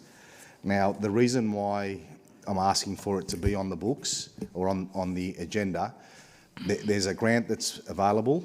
Yes, very appreciative of the letter, which is one part, but then also to get in principle support from the governing body just strengthens that application. And if any words need to change, happy to change anything, do anything, as long as we sort of just identify on the record that we have that study and we're happy to talk to these people. Happy to second that. I was also in the meeting, so let's make it a bipartisan thing if possible. Okay, thank you. The CEO wishes to make a comment. Councillors, on my initial read, noting that our Acting General Counsel was in the room when the discussions, I'm comfortable with that. I just want to run on the proviso that I will get the GC to look over it once more after, and if there is an issue, I'll come back to you. But my reading of that is that that's perfectly suitable and there's nothing unlawful in it. You want to add a number 7 that the GC looks at it and is authorised then through your... Yeah, just because unsolicited proposals, absolutely. there's some pretty strict guidelines around them. Okay, I think people are generally aware of it. I'm going to put it. Those in favour, those against, declare it carried. Next item's in your name, Councillor Chitty. Yeah, and I've got another one which is pretty much under section 10 something when it comes up that we go in a closed session, and the section is 10.2. 10A2E, information that would, if disclosed, prejudice the maintenance of law. Go in a closed session and the meeting discussion. Okay. Thank you. That's 2 items you have. Thank you, Mayor. Next item is on on page 3 of your addendum document. Page 3. It's the draft contributions plan. I'll move the recommendation as per the book, Madam Mayor. Thank you, Councillor. Seconded. Calienda. And Councillor Haggerty. Any opposition? I'll put it. Those in favour, those against, declare it carried. Presentation by councillors. I'll move. Oh, we've got the mosquito man. He's done. What about that? Sorry. Do you want me to do the presentation? Yes, please. Oh, perfect. Earlier this month, I attended on the Mayor's behalf a presentation from the Miracle Babies Foundation to thank their supporters over the course of the year. And I just wanted to highlight to my fellow councillors a couple of the ways that our contribution to the organisation has been used. So in the last financial year, we contributed a total of $26,800 to allow the Miracle Babies Foundation to deliver a couple of different projects. For those who are not aware, the Miracle Babies Foundation supports the families, in particular the parents of babies that are born prematurely, because it can be an often very stressful time with not a lot of information about what to do and what's happening, particularly in terms of medical procedures. So about $12,000 in matched funding was provided to support the design, printing and distribution of a flyer or informational resource specifically targeted to assist fathers on their journey with a premature or sick baby in the hospital, particularly in the neonatal intensive care unit. And that flyer is to be translated into 9 different languages to ensure that this information and resources is available to as many people within our community as possible. And a further $15,000 in match funding was delivered to support the production and distribution of about 400 NICU graduate bags for the families of these often quite sick young children. And that has had a really significant impact on these families over the course of the year. So they wanted to, they asked me to thank the council for all of their efforts and the support provided to the foundation. And I've also got this kind of cool little thing to present to the council as well. Thank you. Very nice little thing. Thank you for your presentation. Next item is notices of motion, outdoor dining policy in the name of Councillor Haggerty. Thank you, Mayor. 275. Hold on, I'm switching back to the other book. Yes, sorry. The big book. There we go. Outdoor dining policy. Yes. So obviously I move as per the book. My colleague, Councillor Haggerty, has seconded it. Basically, this was a small business commissioner from the state government put this out recently. And essentially, the intention is you adopt this policy and then councils don't need to have their own. It's essentially cutting red tape. I'm a big fan of cutting red tape and making it easier for small businesses to get a go. We are, I guess we're trying to foster, especially around restaurant strips, cafes, that kind of thing. We're trying our best to get something like that going. The easier it is for them, the better. I've had my issues with the planning team trying to get restaurants up and going in this area. So anything that makes it easier, I'm all for. So yeah, this is pretty straightforward now. I understand that there is a city centre public domain master plan imminent. So rather than throw this out now, let's incorporate it into that coming document so that we're looking at it in a more strategic fashion, and then everything sort of links in and everything that's going to be in that document moves in the right direction. Thank you. Any speakers against the motion? I'm a little bit confused because if you listen to the CEO's comments on that, it says there's at least 3 things that we should consider before adopting the policy. I'd like to be able to consider those more closely before adopting this policy. Thank You've you. had a I'm week going and a to half take to that as consider speaking them. against the motion, Councillor Rhodes. Thank you for that. Any other speakers for the motion? I'll support Councillor Haggerty, given that it's a state government policy that Councillor Haggerty is supporting. I'm sure he's actually read through it and thinks it's worthwhile supporting, so I'd be happy to support it. Okay. All right. Do you wish your right to reply, Councillor Haggerty? Oh, no. Okay, I'm going to put it, those in favour, those against, carried. Next item's Farrington Park in your name, Councillor Haggerty. It's another policy. So I think we've spoken about this before.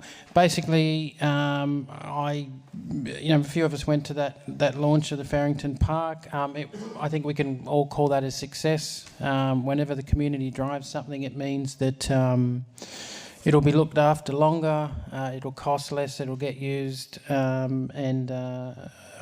the idea here is that we do a lessons learned process. We speak to the residents, what worked, what didn't work, what could have been easier from council's perspective. We also speak to the men's shed. I've had a chat with them today. They're supportive of this idea. And basically, wouldn't it be wonderful if we had a dozen or so of these parks right across the LGA where community neighbourhoods get together and go, let's fix up our park. We give them a bit of a hand. They fix up their park. It's their park. They own it. They built it. They look after it. Therefore, it ends up being a better park that's better used, saves ratepayers money, and we probably have to do less maintenance on it. So that's the idea, and I've given you plenty of time to do that. Thank you. Do we have a seconder? Thank you, Councillor Canib. Any opposition? I'll put it. Those in favour, those against, carried. Next item's on page 283 is the recommendation. And it's moved by...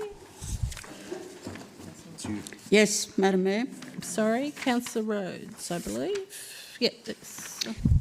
Yes, Madam Mayor, the changes to the Code of Meeting Practice. As you know, council meetings are held midweek at the busiest time for our constituents, and therefore they may not always be available to watch the live stream or attend council meetings. The live streaming the council meetings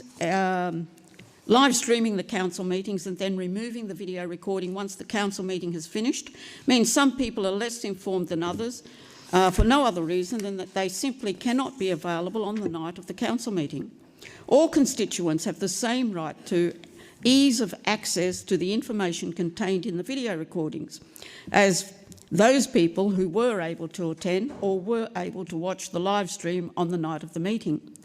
Council recently chose to upload a video recording onto the Council website because Council understood that by uploading the video onto the Council website, they were providing maximum opportunity for all people, all of the public, to have the same factual information as those people who were fortunate enough to either attend the meeting or watch via the live stream. For Council to make a decision about what information they upload onto the website and what information they do not upload onto the website for public access could be perceived as Council controlling what information it is willing to share with the public and what information it is not willing to share. It is also permitting Council to make decisions on what they feel is important, rather than permitting the public to have access to the entire video recordings in order for them to decide for themselves what is important to them. It is in the best interest of Liverpool that the public is fully informed at the same time to the facts of each meeting that is included in the entire video recording of each Council meeting. This can only be attained by uploading the video recording of each meeting onto the Council website after the meeting has concluded for full public access, in a similar way as the minutes are made publicly available. We need to upload the video recordings onto the Council website because not all people are available to watch the live streaming of the meeting. In Liverpool, we have over 80% of the constituents who have to leave the Liverpool LGA each day to work. At the time of our Council meeting are being live streamed on our Council website, many residents are not even home from work. When they do get home, they are busy providing family meals and preparing for work or school the next day. In Liverpool, we have a high percentage of constituents who work night shift, making them unavailable to watch the live stream of the Council meeting. We pride ourselves on being a health and education hub, and yet doctors, nurses, educators, students, nighttime shift workers and hospitality workers are all people who work nights and are being excluded if we do not upload the video recordings onto the website. This is the only way they can engage at a time when they are available. If we do not upload the video recordings after the Council meeting onto the Council websites, we are excluding all the above people from having the same right of access to Council information. This Council has nothing to hide from our constituents, and yet by limiting the access to the recording of the meetings, that is what some constituents may think. What is Liverpool Council hiding? The recordings of Council meetings are there to validate and substantiate the written minutes. The recordings cannot undermine the minutes of the meeting, as councillors were previously advised. In writing the minutes of Council meetings, the recordings of the meetings are often referenced to assure the accuracy of those minutes. This is not undermining, but is actually validating the written minutes. The Director of Institute for Public Policy and Governments at the University of Technology, Associate Professor Roberta Ryan, said research showed that people held their councils in higher regard when they had more contact and more exposure to what their councils did. It is difficult for the constituents to understand the range of things that councils do or the complexity of the decisions that they have to make. If you are not involved with councils, it is only by maximising the access to the video recordings of Council meetings that the constituents have the greater understanding and engagement. Other councils have embraced the opportunity to better engage with their community through making video recordings available on the website. Wollongong, Northern Beaches, Wollondilly, Inner West Council, with Parramatta and Campbelltown, I think, set to implement this year. The General Manager of Northern Beaches said webcasting encouraged the community to understand and be involved with local issues. Our neighbouring council, Wollondilly, said this is a great accomplishment for council, as it is one step closer to bringing the Wollondilly community closer together. Wollondilly's council's General Manager said webcasting council meetings is an excellent way to enhance access to the democratic decision-making process. Local government has a broad range of responsibility and makes decisions that can affect the whole community. Uploading the video recordings onto Council website will provide Liverpool Council with the opportunity to extend its transparency and maximise the opportunity for the public access and participation in Council meetings. It will increase the value of our relationship between council and our community. It will allow everyone equal and inclusive access to the opportunity to observe the decision-making process regardless of the meeting time. We as councillors have a duty of care to the constituents of Liverpool who elected us to be their voice in the decision-making process. Many in our community believe that it seems that since the last election, the local community has lost its ability to be heard, and that decisions are being made despite their objections or without knowledge, and decisions are often made after We've run out of time. Advice from people who do not Councillor. live in Liverpool. Thank you. All right, we have a mover. Do we have a seconder? Councillor Hall. Does anybody wish to speak against the motion? I have some questions. Yes, Councillor. Has the legal advice in regards to this changed? Mr White, do you want to speak to it? Through the CEO, no. Thank you. All right. Just one more question, sorry. Yep. I can't find it now, but because there's lots here. There's something in here about outside experts in the background. I can't find it at the moment. Just through you, Chair, I just wanted to ask the movers of this motion, which outside experts were they referring to? Were they government bureaucrats, council staff, or councillors who don't live in the local government area, or all three? You can take your pick, councillor. There are decisions being made on local decisions here at council that are not being influenced by councillors, and I think you're well aware of that. And it has been noticed by the constituents who have elected us to represent them. And they do not feel that that is the right way for local government to conduct its business for its constituents. Just hold on a moment. Two points, Mayor. Firstly, can I request Councillor Haggerty withdraw the outside local government area? Some of us are outside the local government area due to some circumstances, and I don't think that funds should be poked at that, given that some of us...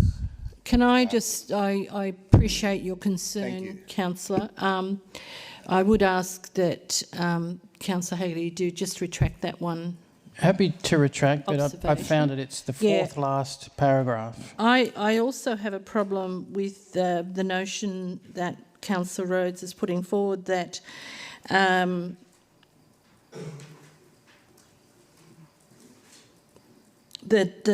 there's no really community consultation. I think that's probably the best way to sum it up without getting into the nitty-gritty.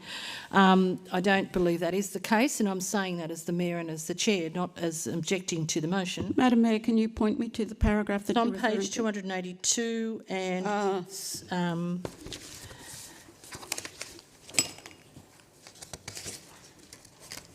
we can point to many things where council's engaging the community, councillor, and I think to make these particular statements as being truth is not really quite a good way to do it. I appreciate some can you actually point me to the paragraph that you have a problem with? Third one up and fourth one up. Both have basically... The third one up and the fourth one up. Yep, from the bottom of the page on page 1, 30. 2, 3. It is difficult for the constituents to understand the range of things that councils do. I'm not saying that council doesn't try to make them understand. No. Many of our community believe that since the last election, the local community has lost its ability to be heard. Decisions are made despite their objections, without their knowledge, and decisions are often made after expert advice from people who do not live in the Liverpool area. Now, I think that, to be frank, is hovering on fibbing, I think will be the nicest way to put it. That is not the case, and that is not how this particular council operates, and it's not a paragraph I think that should be I'm willing included. to take that paragraph out of, but I wish to reiterate that by uploading the... Yeah, you've spoken to your motion. Thank you. As long as I've made that heard, perfectly I know what you're trying to achieve. That's not the issue. Okay, have we got any speakers against the motion? Couple of questions. Yes, certainly, Councillor. Councillor Haggerty referred to legal advice. Has the legal advice changed? Now, was there legal advice saying that we can't do this? My understanding was it was up to council to decide. It's entirely up to council to do so. the advice was given on a risk basis, which was that we felt it would be that council staff feel it can be potentially risky to have things out there in the public domain. But at every point we've made it clear, I believe, that it is for councillors to determine. It's not for me. I've got professional indemnity insurance. Yeah, but there's no legal advice says that we can't do this. No, absolutely not. It's entirely for council to determine. But there has been, council has been given advice in the sense of opinion. Yeah, okay. Just another question in relation to the CEO comments. If I read correctly, it says it needs to go out on exhibition. Should we choose to do this? I would consider this a material change to the policy which would require further exhibition. I'm happy to be persuaded otherwise, but it's a significant change. Just in relation to this, practice has been from this council that if it affected council laws and it wasn't affecting the community or something that we were pulling away from them, or we weren't reducing speaker time, this is just a matter of putting something on the website that council then bypassed the actual community consultation because it didn't affect the community, it affected us as councillors based on the advice. My understanding is that, Mr Georgiakis, I'm just looking at you, when the Code of Meeting Practice, Model Code of Meeting Practice came in, there was a requirement to put that on public exhibition, is that correct? Yep, there was. Yeah, I believe that's right. And the internal ombudsman was consulted with the issue that Councillor Hitchett is referring to, and he advised that this would require public exhibition before we implement it.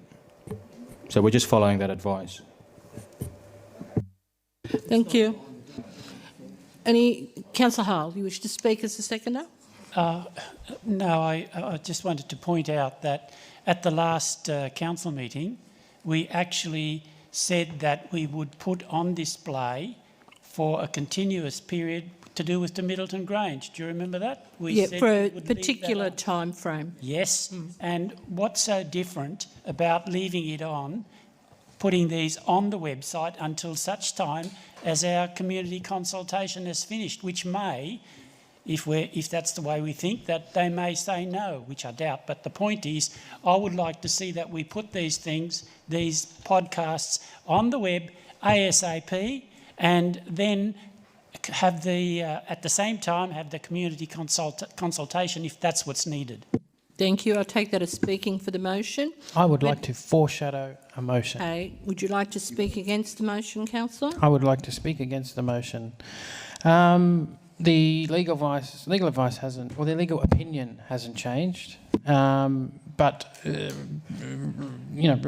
just put that to one side. I have an issue with point 4, and that's in relation to the CEO's comments. That I guess what we're saying there is that members of the public can attend some of the more confidential meetings. So, and the examples given there are strategic panel and budget review panel. We do discuss very sensitive information in those meetings. So I object to the public being able to attend those meetings.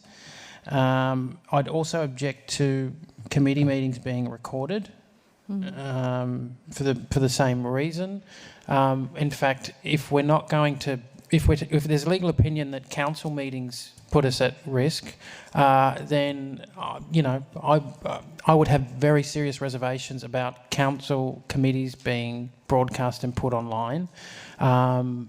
What we don't seem to realise here is that, we put ourselves up for defamation here, and I like my house and I like my soon-to-be-finished investment property, and I don't want to have to sell them in order to pay a very large defamation bill. We can still have open dialogue, we can still debate, we still do. I just, I'm not a lawyer, but I will take on board the opinion of more learned persons than myself. So can we take 4 out, please, I guess is what I'm saying. No, it stays in. Okay, thank you. So we had 2 speakers for, we had a speaker against. Any other speakers against? Madam Mayor, can I just clarify?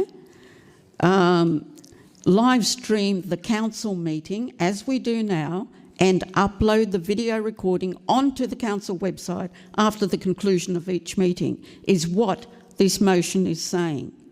Okay? The change from 5.13 to include the entitlement of the council public to attend, put in the word "the council meetings" as in reference to these meetings, to include section 3.2 of the previous Code of Meeting, which actually reads, and I have a copy here for council to actually see the wording of it. It actually does read, contrary to the CEO's comments, meetings should be a part of council's commitment to open government and maximise the access and participation available to city's residents, and council meetings should comply, and the rest of 3.2.3. But the point is, Madam Mayor, that what we are saying is that the people who voted us in have a right to know what happens at council meetings. And by uploading the video recording onto the website, that's what we're permitting. And there is other legal advice that has been shown to council that says that council is outside the intention of the Act with our previous decision. Thank you, Councillor. I have to say, as the Chair, I don't actually totally agree with your sentiments. Councillor Hadid. Thank you, Madam Mayor. Well, look, we keep referring to legal advice or opinion advice, whatever. I believe that is irrelevant to what we are discussing now for simple reason. Because this advice, opinion or legal advice, it doesn't say we cannot do it. So it is no use to keep referring to it. This is one. Secondly, we never ever discuss any confidential in the public. If for some reason a councillor raised this issue confidentially, and the public should be his or her responsible for their action. It is not the whole council. So I'm not denying it may not happen. It may happen. But if anyone raised confidential issues, so he should be responsible, or she should be responsible. I don't see why we can upload it and put it on the net. Let everyone look at it. So what there is in it? So we can do it. Why we shouldn't do it? There is no reason to it. But that's my opinion anyway. Mayor, can I suggest to the mover and seconder, if I may, that point 1, 2, 3, as they've identified, point 4 reads, amend where necessary the Code of Meeting Practice to reflect the changes in 1, 2, 3, and 5, place it on public exhibition for whatever period it is that we need. I have a question of the council staff, because in this document it says that the intention is the video be uploaded for the length of the time that the minutes are available. How long are I know the answer to this, so it's a Dorothy Dixer. How long do the minutes stay? Forever. Forever, that's what I thought. Thank you. Okay, having said that, we've had 3 speakers. Happy for the time to be discussed. Pardon? Happy for the time of the duration to be discussed. I put in there in a similar fashion to the minutes, because that's what I believe should be happening. But other councils do it for at least a year. Well, it's a matter for the mover and seconder, and it's a matter for the council. Madam Mayor. Yes, Councillor Hull. I remember a notice of motion that was put up that the minutes and the audio of all meetings had to span an election period. The minutes. It's the minutes. Certain, I raised the motion a few years ago, and the idea was that if there was an audio of a previous council, that you could go back to that and check. So, in other words, it had to be a rolling time frame, and I believe it was 4 years. I don't believe the minutes, Councillor, the minutes actually are up there longer than the audio. The minutes are there, like you can go back to 2006 if you wish. I advise you not to, because it drives you insane. But the audio is on a time limit. I'm not too sure how long. Mr Georgiakis, how long do we preserve the audio for? He's just going to check. Through the CEO, so the audio is in our TRIM records management system, so staff can access it. So we've got a record of it, just like any other record. And we've got it for, we do hold it for the duration that Councillor Hale's referring to. 4 years? And even longer than that. Okay, so that audio is we haven't disposed of them, older ones. Okay. But I don't know exactly how long, but it's at least 4 years. Yeah. If it's in trim, we never dispose of it. No, that's Madam Mayor, could I suggest that we do the same for this? Well, it's the mover and the seconder. You're the seconder. You need your mover to the file size. Madam Mayor, I'd like to make an alteration to the motion. Yep. What is that? It's leave 1, 2, 3 as it, leave 2 and 3 as it is, and number 1, live stream the council meeting and upload onto the video recording onto the council website after the conclusion of each meeting for a period of 12 months. Okay. Thank you. Sorry, Mayor, that 12-month thing probably needs to go in point 2 where it says for the same duration of council minutes. Yeah. Just take that out and just say for a period of 12 months. And, if necessary, place the changes on public exhibition for comment in 5. If that is a necessity for council to do that. Place on public exhibition. You need a number 4. Councillor, may I just suggest that you delegate back to me to approve it if there's no submissions received, or else we'll be doing this again in 2 months. Absolutely. So that would be number 5. Place on public exhibition and delegate to the CEO to implement the policy if there's no opposition to the policy. Put in opposition to the okay. And number 4 would read, make the relevant changes to the... you have to do that anyway. You have to do that? We don't need that? No. And can we put in there a number 6, which says all previous videos of council to be uploaded onto the website when it's all done?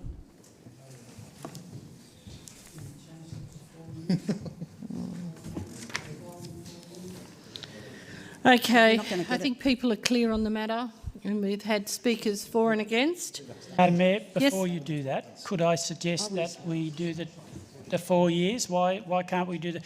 Currently we did the audio for 4 years, rolling. In other words, it's halfway through one term, halfway through the other term. If you need to go back and check... I'm not an IT engineer. I'll have to find a way to store it in the cloud. Councillor, can I suggest we leave it as 12, given this council finishes in 12, and leave it up to others? It's a good point.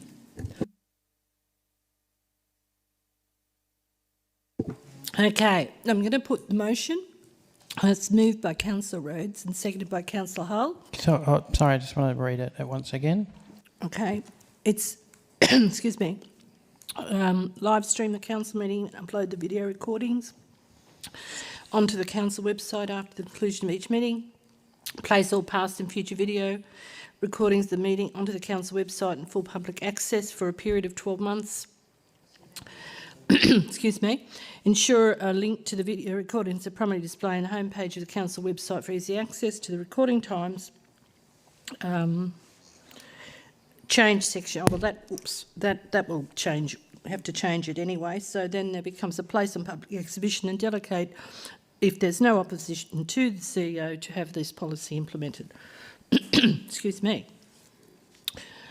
Okay. Can we just clarify 5 that all previous videos, we're meaning the last 12 months, not all previous videos?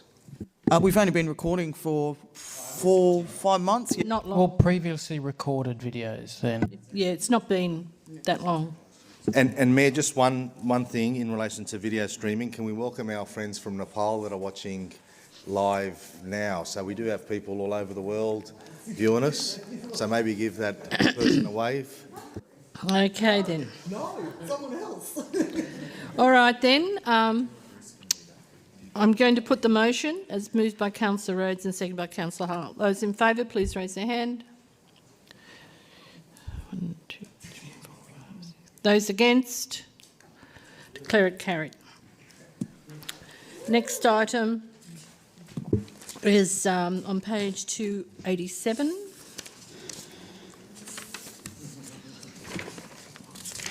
In the name of, it must be Councillor Hall. Yes. Councillor Kellyanne? Yes, Madam Mayor. I've sent. There's an updated version of the motion that should be coming up on the screen now. Oh, let's work together. Well done. I'm happy to second this motion.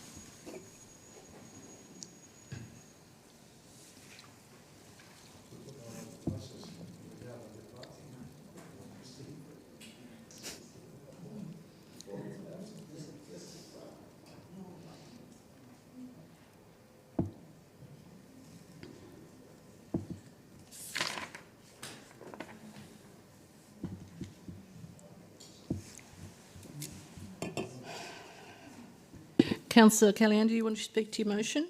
Yes, I would, Madam Mayor. As I've sort of outlined in the background to the motion, the main concern is around the impacts of some of the lack of nuance in the various SEPs that exist, particularly the affordable housing SEP, where because of some of this lack of nuance and the fact that the SEP overrides our LEP and our DCPs, it then leaves us, less able to deliver particular infrastructure that not only benefits the existing residents of these places, but also the incoming residents. And my concern around that is it often then leaves the incoming residents bearing the brunt of community anger or who are more socially isolated. So, a case in point or an example of this is the overriding thought process with regards to parking around affordable housing seems to be that people that live in affordable housing developments don't require as much parking. However, in areas like ours that are not very well serviced by public transport, often these people do rely very heavily on vehicles to get to places of work, to take their kids to sporting or other commitments, or to have visitors over, which then creates sort of friction amongst neighbours or other residents in the street. That's just one example amongst many of the lack of nuance negatively impacting some of the I guess at its heart underlying positive motivations of some of these policies. So this comes from a place of wanting to advocate for a better outcome for our community as a whole. Yeah, would the mover and seconder consider We removing... haven't got a seconder yet, so I was happy to second it. Thank you. Would they consider removing in point... Where's it gone? Point 3, that, I think we've done this previously, lobby for us to determine DAs again. Yes, keep the LEP here, but gee, it feels good not determining DAs. And if that stays in, unfortunately I won't support, it's only one person out of 11, but I'm happy that we don't do DAs. Okay, so the mover and seconder happy to take point 3 out? Just looking at some wording there. What about if we say... What wording would you be happy? Collaborate. Keep the LEP, yeah. For the decision making through the local government.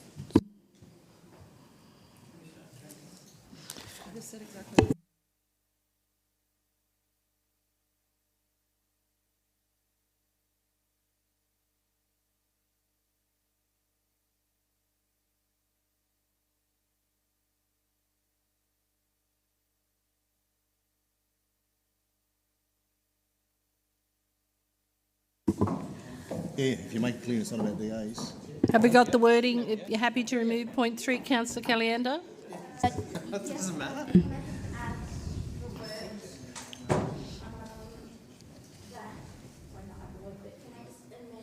Point 3 to read, publicly advocate for overall strategic decision making to be returned to local government through the LEP and local planning controls.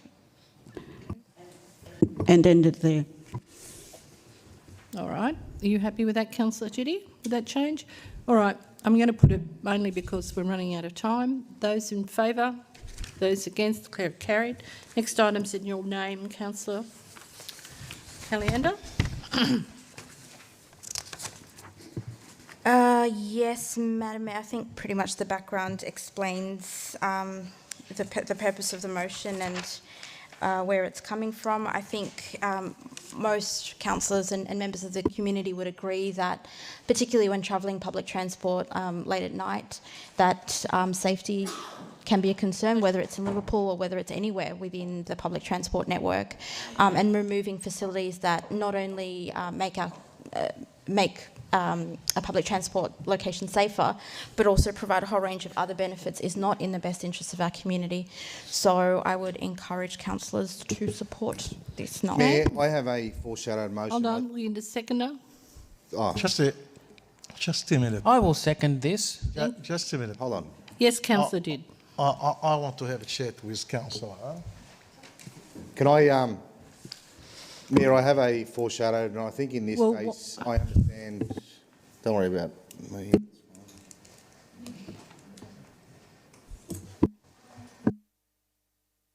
Mayor, I understand you generally wait for the motion, but I think it's important if councillors can see the foreshadowed. Why don't you speak against the motion and include the foreshadowed in it? Because They can do that. All right, Mayor. So I'll speak against the motion. Not that I want to speak against the motion because I understand the concerns that are raised, but I think it's important to note a few points. That yes, Sydney Trains is removing the gate array control, the GAC, at Liverpool Station to extend the Opal gates and install a customer service hub. That patronage continues to grow across the Sydney network. We know that, with Liverpool Station recording a 6% increase in Opal taps over the last financial year. Additionally, the Opal gates will help customers and staff move more quickly and safely through the station. GAC booths were installed several decades ago and predate the introduction of Opal and contactless payments, with many of the operational functions such as ticket checking no longer required. Customer service hubs have been installed across the network to improve customer service. They allow staff to access IT and real-time customer service system whilst being more readily available on the concourse or platform to answer customer queries. That the customer service hubs are already in place at Central, Town Hall, Wynyard and other large stations across the network. That the removal of the GAC booths follows an extensive safety and risk assessment and consultation with staff, including the identification of an alternative safe location for customer service staff in the event of an emergency. That the GAC booths were never intended as safety booths. They were designated areas for staff to monitor and control gate access. That the Police Transport Command was established in May 2012. Transport for New South Wales has partnered with the PTC on initiatives to reduce the levels of violence directed at customer service and staff. There are currently 129 CCTV cameras at Liverpool Station, all linked back to the Security Control Centre. These cameras provide a high level of security than was available when the GAC were installed. I mean, at the end of the day, it's worded, and I don't mean anything. The motion is worded as if these things are being removed, let's lobby, let's change, let's do everything. But yes, there are changes being made. There's 129 security cameras. There's another safety point being installed in there. So it's not just we're removing and we're doing nothing about it. There's reasons why it's being removed. There's another safety area that's going to be put into place. And I don't believe that we should be supporting a motion that says whatever it is it's saying there, given the information from the Minister's office that says this is what we're actually doing at Liverpool Station. So I don't believe, and I stand to be corrected, that the motion as written is correct, and then action is being taken. So I'd encourage you not to support the motion, and then hopefully the foreshadow goes up and we'll note all those points that are on the record. Thank you so much. Madam Mayor, can I just clarify something very quickly? So I understand security is one element of the Minister's response, but is the new area going to also fulfil some of the other uses of the garrison as it exists? So, for example, administering first aid, protecting lost children, is that going to be the format of the new space? My understanding is there will be a new space that people can go to in case of an emergency, so one would hope that they could do what they're currently doing now. Councillor Haggerty, did you wish to speak to the motion? Yeah, if we're going to build a space that does the same thing, why are we wasting taxpayers' money pulling something down and building it somewhere else? Also, in regards to CCTV, they're good after the fact. They're not preventative. Let's not wait for someone to get attacked and then have a look on the camera to find out who did it. Let's stop it happening by putting them in a safe space that already exists. I support Councillor Caliander's motion. Thank you. We've had 2 speakers for and a speaker against. Have we any other speakers against? Okay, do you wish to write a reply, Councillor Caliander? Yes, Madam Mayor.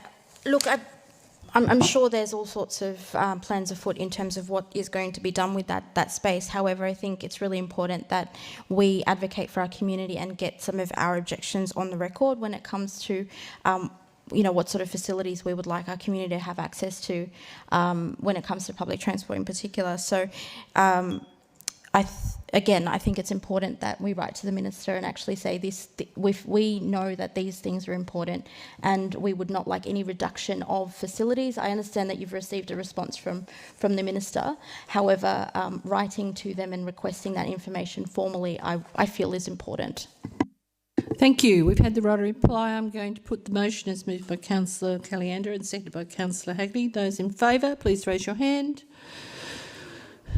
Those against, call it carried. Next item is in the confidential document. Yes, no, yes, it is, she says. On page 1449 of your confidential document.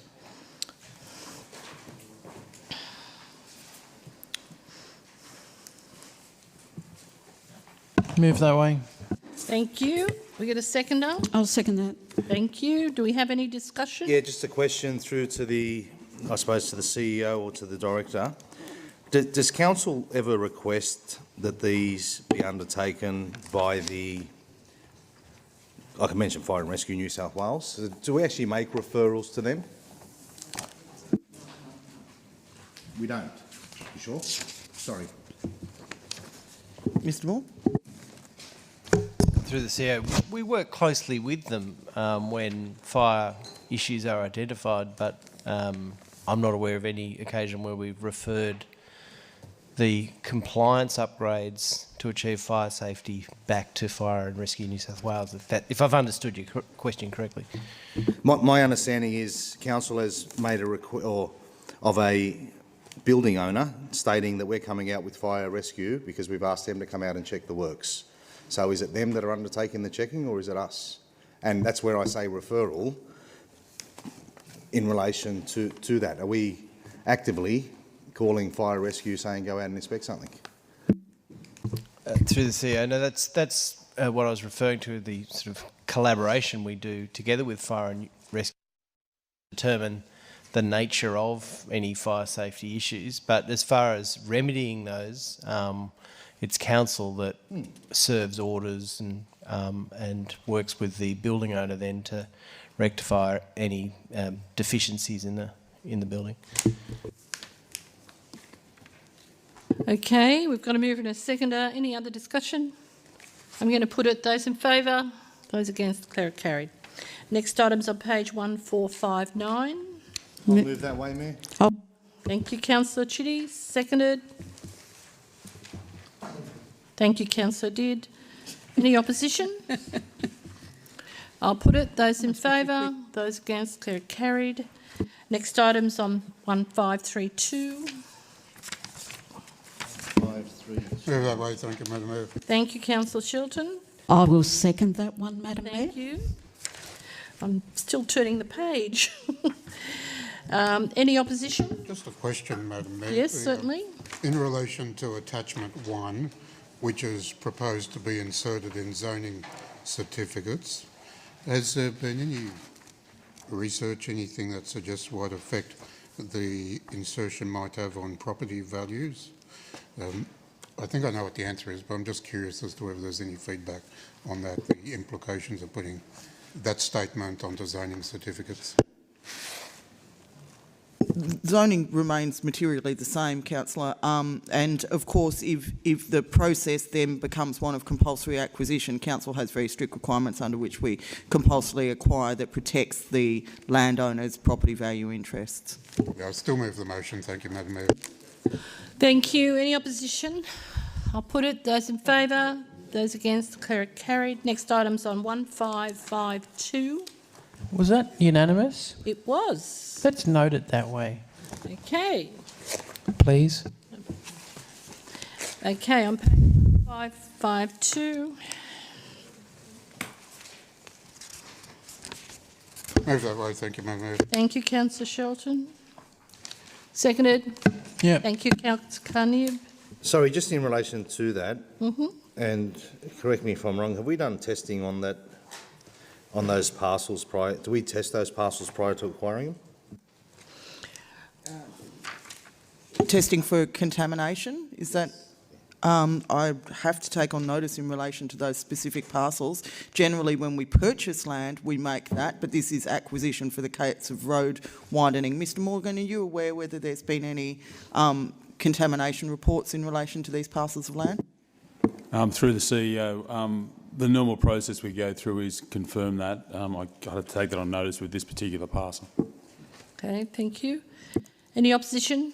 It does say, for whatever it's worth, the land has been valued by a valuation firm. Yeah, but it's not. I think we'll take that on notice, councillors. I'm going to put it. Those in favour, those against, declare it carried. We're now moving into two confidential items under section 10(2)(e) of the Act. I thank the members of the public for attending, and at this point will be asked to leave. So what are we moving into? Closed session. Confidential and those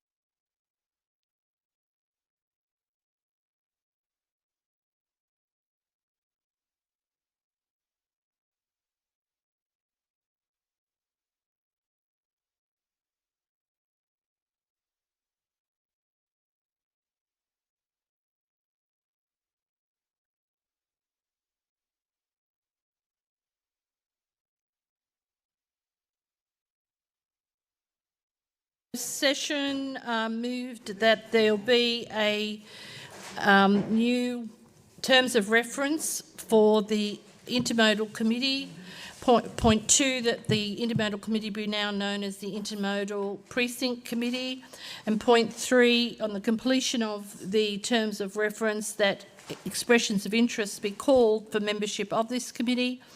The next item is question 6, as raised by Councillor Chitty, and was moved and seconded and adopted, that the CEO be directed to instigate a policy which assists residents to utilise the new parking meters. Having done that, they were the 2 motions moved, and no other business was had. The meeting is now closed. Thank you.